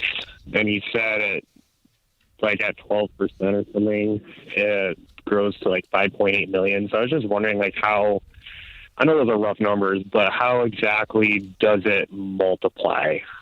Oh, good question. How old are you, Zachary? I'm 29, about to be 30 at the end of July. Okay. And have you been following the baby steps? We're about to start. I'm doing every dollar, trying to work out the kinks with that. I love that app, but it's in the works. Do you have debt right now? We're trying to do it. Yeah, we have debt. We got there's some old debts. There's like one large one that's with a collection agency that threatened to. They got a judgment on us, but nothing has ever happened with that. It's mostly medical bills. There's 2 small credit cards in there they're like both under 1,000. There was like Credit One and Capital One. Okay. Well, I asked just to find out where you guys are at in your financial picture, and I want you to use your income because it's your greatest wealth building tool to become wealthy. Right. And it's hard to do that when you've got payments in your life. And so if you follow our plan, baby step 1, $1,000 starter emergency fund, baby step 2, pay off all of your consumer debt using the debt snowball, then we never touch debt again. Then we focus on the emergency fund, 3 to 6 months of expenses in a savings account. Then we can talk about investing. So I say all that to say we're not quite ready. I love your question, and I'm getting to that, but I want you to know where that falls in our plan so you don't jump ahead of yourself. Right. So, yep, I'm very familiar. Okay, good. So the Roth IRA, when we talk about compound interest, which is what you're talking about, that works with any type of investment. So we talk about good growth stock mutual funds inside of your Roth IRA, a Roth 401k, and compound growth is fairly simple. It's when your money makes money. And so if I've got $1,000 in there and I've got a 10%, 11%, 12% return, those are not numbers that we made up out of thin air. That is just tracking the S&P 500, the top 500 companies in the stock market. And that's what the numbers have been over the inception of it back in the 1930s. And so when you look at that and you go, okay, my money can make me 10 to 12% in the market, well, then that 10 to 12% gets compounded every single year because that $1,000 turned into $1,100, and now you get 12% on the $1,100, and that turns into $1,500, which turned to $3,000. So over time, your contribution is a small percentage of the actual number in that account, and so that's what happens over time. Okay. So, like, what happens if someone just puts money into the Roth IRA but does not use mutual funds? Does it grow at all, or? You got to put something in there. You can't just have a shell of an account. You got to actually fund that Roth IRA, fund that 401k with something. And so some people do mutual funds. That's what we recommend. You can do an index fund, which is similar. You could do single stocks, which I don't recommend. But with single stocks, it's going to be a lot more volatile. That's right. If I just invest in Tesla, and if you've seen the news, Tesla's real volatile right now, well, I'm freaking out. I'm losing sleep at night. But when I invest in a mutual fund, well, that one fund has a ton of different companies. And then when you diversify that and you have 4 different types of mutual funds, you're even more diversified, which lowers your risk. And so that's why we tell people to invest in those types of funds. And if you do that, you can become a millionaire. But you got to get out of debt. You got to have the savings, and then we can begin investing that 15% of our income into retirement. Thank you for the call, Zachary. Next, we go to Raleigh, North Carolina. Rob is there. Rob, how can we help? Good afternoon, gentlemen. Happy Friday. Happy Friday to you, sir. What's up? So I have an interesting question for you guys. I am in baby steps 4, 5, and 6 with our family. Great. And I know the position that you all take with respect to leasing vehicles. Mm-hmm. And I'm not going to try to set any new precedent today, but I do have a question on the lease idea when it comes to horses. My wife is really into horses, and so are my kids. When you're in baby step 2, you don't get to enjoy that type of thing, but now we're in 4, 5, and 6. They would like to get a horse or 2, and apparently it's become popular in today's time to actually lease a horse, so that basically you have the monthly payments and the upkeep, but you don't have to worry about, well, I guess it depends on your contract, but you don't have to worry about getting rid of it at the end of the day. Okay, hold on a second. All right, hold on. I got to know more because this might shock you. I know nothing about leasing horses. Is this like a boat thing where multiple people are using the same boat, multiple people using the same horse? You get Larry the horse Monday, Wednesday, Friday? I mean, what's the deal? It is not a timeshare. It is you're actually you got all so you it's only you and your family and Larry. Nobody else rides Larry. That's it. So you're just renting a horse, essentially. Wow. Basically, yes. Okay. Well, why would you think we were? I distinguish that. The reason I distinguish that from a vehicle, right, is because with a vehicle, at the end of the day, you can take it to another, dealership, and they might give you cash for it. A horse is much more difficult to get rid of. Yeah, you know Rob, what? This is. Do you know what happens to poor Larry the horse when we get rid of him? It's awful. I don't think you can say that live. Okay. I'm not planning to. Two I things, think everybody knows. Just because it's popular doesn't mean it's not a terrible idea. Eating Tide Pods became popular. Doesn't mean we should all start doing it? No. So leasing a horse is no different. It's a horrible idea. If you can't pay cash for it, you can't afford a horse. How much does it cost to buy a horse? No, I don't think the issue is paying cash for it. I think the issue is once, if you need to up and leave, if you need to move. You can sell the horse. You can't. Okay. I mean, I guess you could. I guess you're assuming that there are willing buyers out there. You're a willing buyer, Rob. Can I remind you that you are willing to buy a horse? Rob thought he got me there in the corner. Do you not think there's other Robs out there who may want a horse? Yeah, who have little girls that want to ride a horse. Now, I wouldn't plan on it being an appreciating asset. Well, you got to look at this thing as a liability. It's an expense. This is a hobby. But if you guys are debt-free and you want to pay cash for a horse and deal with all the maintenance because this is a dream of yours, I'm okay with that. Okay. But do not fall for this horse leasing business. It's just awful.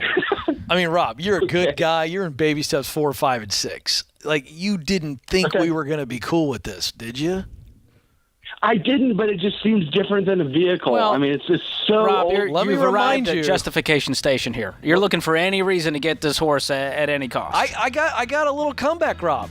There was a time in the world where horses were the only vehicles.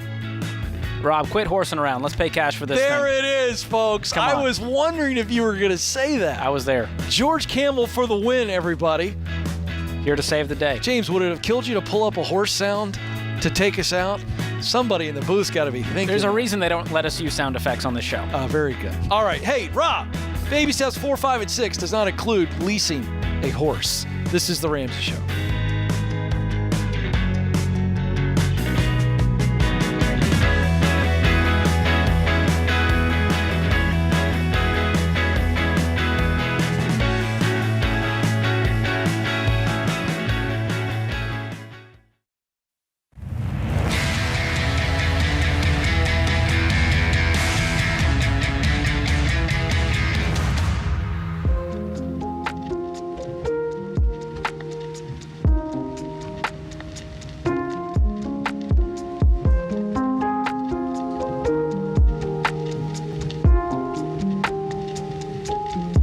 Welcome back, America. This is The Ramsey Show. I'm Ken Coleman. I'm joined in studio by George Kimmel.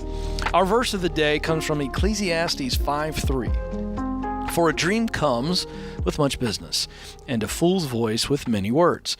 Our quote from Coach Mike Krzyzewski, recently retired from Duke basketball: "My hunger is not for success, it is for excellence, because when you attain excellence, success just naturally follows." And that is true. Fun last call there. Great time Rob with wanting Rob. to know if he should lease a horse. And I missed the buzzer beater line, Ken, when he asked, should I lease a horse? And I should have said, nay, you should not lease a horse. Oh, yes, the dad joke. Sometimes Nay, I say. It's really good. Wow. George, that Never was a dull great. day around here. I'll tell you that much, Ken. Yeah, I will tell you, had you said that real time, I would have been done. You'd have been under the desk. Yeah, bellied you over. would have had to take us a break. That was just so good. Too so many horse fun. puns. Too many. We're having a good time. We are. So glad you're with us. Let's get back to the phones. Philadelphia, Pennsylvania. Kitty is there. Kitty, how can we help? Hi, George and Ken. How are you today? We are having a little too much fun, we're told. I hear they're horsing around today. I see that. Hey, there we go. Kitty for the win. Kitty's in on it. So my question for you today is, and thank you for taking my call. Sure. My husband and I just got done FPU about a month ago, and which was a blessing because I had tried to get him to do that for over a year. But he finally caved in and actually enjoyed the class, and now he's like on board with me. Awesome. So my question is, we took a 401k loan out, which we know is a big mistake now. And so we're trying to clear that up because really that's probably 90% of what's left for our debt here because we're on baby step 2. We paid off about $40,000 already since we started the class. So thank you to Marketplace on Facebook because that was a big help. Awesome. Selling stuff on there? Yes, selling stuff on there and just getting rid of stuff we never use. And it was fun because of watching numbers go down, but now we're stuck with this 401k loan and not sure what to do. So I made some calls today about getting a loan to pay off the 401k loan. Hold on, Kitty. What are we doing here? You're getting a loan to pay off a loan? Does that not sound backwards to you? It does sound backwards to me. And that's what we were afraid of, is that we just stick with the 401k loan, pay it off in the 5 years that, it's recommended, or get a loan, pay it off now, and pay that loan off within 2 years. Now, we've got to focus on behavior here because right now we're just trying to solve a problem with another problem instead of find the solution, which is work our butts off and pay this thing off with our cash flow, with our savings, and then never touch debt again. The HELOC, is that what you're talking about, getting a HELOC? Yes, I believe that's what it is. A home equity line of credit. Equity. It's the equity in our home. So essentially, you're going to use a credit card to pay off debt to then pay off the credit card debt, leaving us back at square one. See, that's what I don't know because I'm not very good at what equity is in your home. I'm just telling you, a home equity line of credit. You're using your home like a credit card, and you're borrowing against your home. You're putting your home at risk. The HELOC's not going to create cash flow. It's just debt. It's just putting you further into debt. And so you got to save up. We got to pay cash and get this 401k loan paid off. What's the 401k loan? What's on there? How much? It's like $34,500. Okay. And what's your income?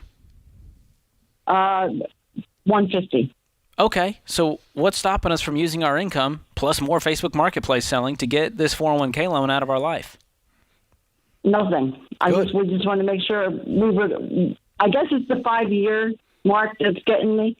We know we're not going to be able to pay it off. That's what I don't understand why you would pay it off. You said earlier that it's 5 years if you just pay it out of the 401k, pay it off there versus 2 years with the other loan. I don't understand that math.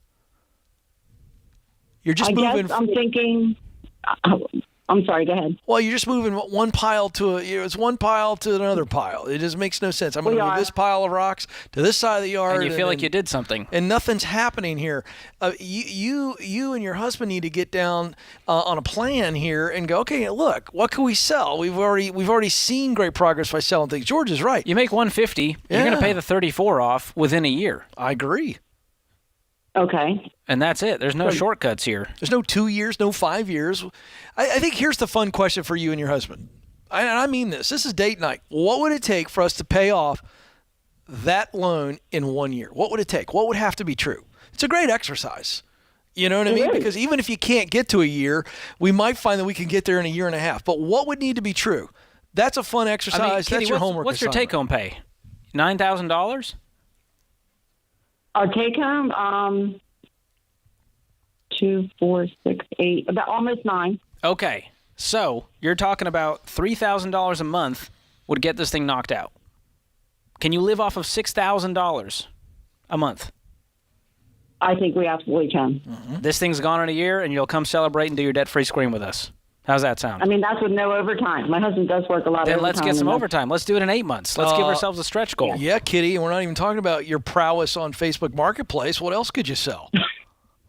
That's what I'm going to do this weekend. Come on, let's I'm go, going Kitty. through the house. Let's get to work, and let's avoid these shortcut traps like HELOCs and consolidation. You got this. Yeah, thank you for the call, Kitty. Come on. Michael's up next in Grand Rapids, Michigan. Michael, how can we help? Oh, hello. Thank you for speaking with me today. You bet. What's up? So I just kind of had a quick question. It was really more, I mean, money is definitely part of it, but it's really, I think, more of a behavioral thing. So for a short context, me and my wife are both graduating undergrad here in a couple weeks. And I have secured a post-college job. I've been working while I've been in college. We've been in college and been paying our bills that way. But throughout the whole time that we were in college, I haven't gotten her to be able to work. Also, like, I have been helping her a lot with her schoolwork along with doing my own. And I guess my kind of question is, how can I try to get her, I guess, bring her to the light a little bit and say, like, so everyone has to do something, like to be honest, I'm burnt out. We have 2 children. I've been doing most of the caretaking for them. I've been doing all of my schoolwork, helping her out heavily with hers, working the entire time. I have offers to go to law school next year, and I'm just burnt out. I'm just tired. Sometimes I don't know, how to keep fighting the fight or just accept that she's going to be lazy and just not do anything. Okay.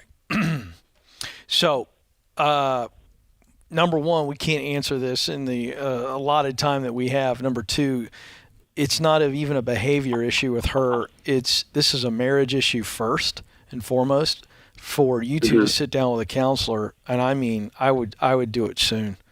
And you've got to share this in the healthy professional space, because there's something going on here with her. And then you are already to a place of resentment.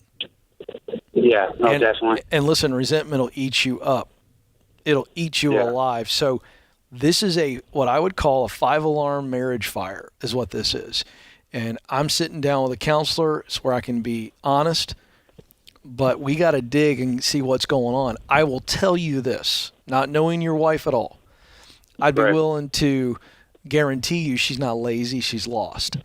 And I tell you that because I think that you've got to change the way you see your wife going into counseling. I understand why you think she's lazy, but I don't think she's lazy. I think she's lost.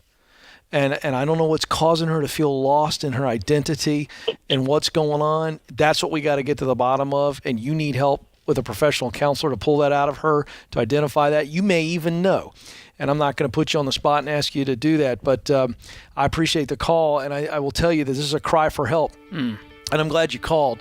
But let me just tell you, you need to have some empathy and compassion towards your wife as you move into this counseling session. Good work. I'm heartbroken for you, Michael, but hang in there. Don't you dare quit. George Camel, thank you, pal. Fun times. Always fun to be with you. Thanks to our entire team in the booth. Appreciate you all. I want to say thank you to America. This is your show. This is The Ramsey Show.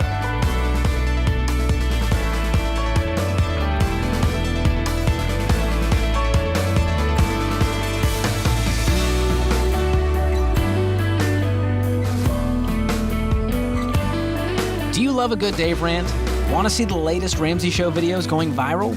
Check out your favorite moments from The Ramsey Show on YouTube. Go watch and subscribe to The Ramsey Show channel on YouTube.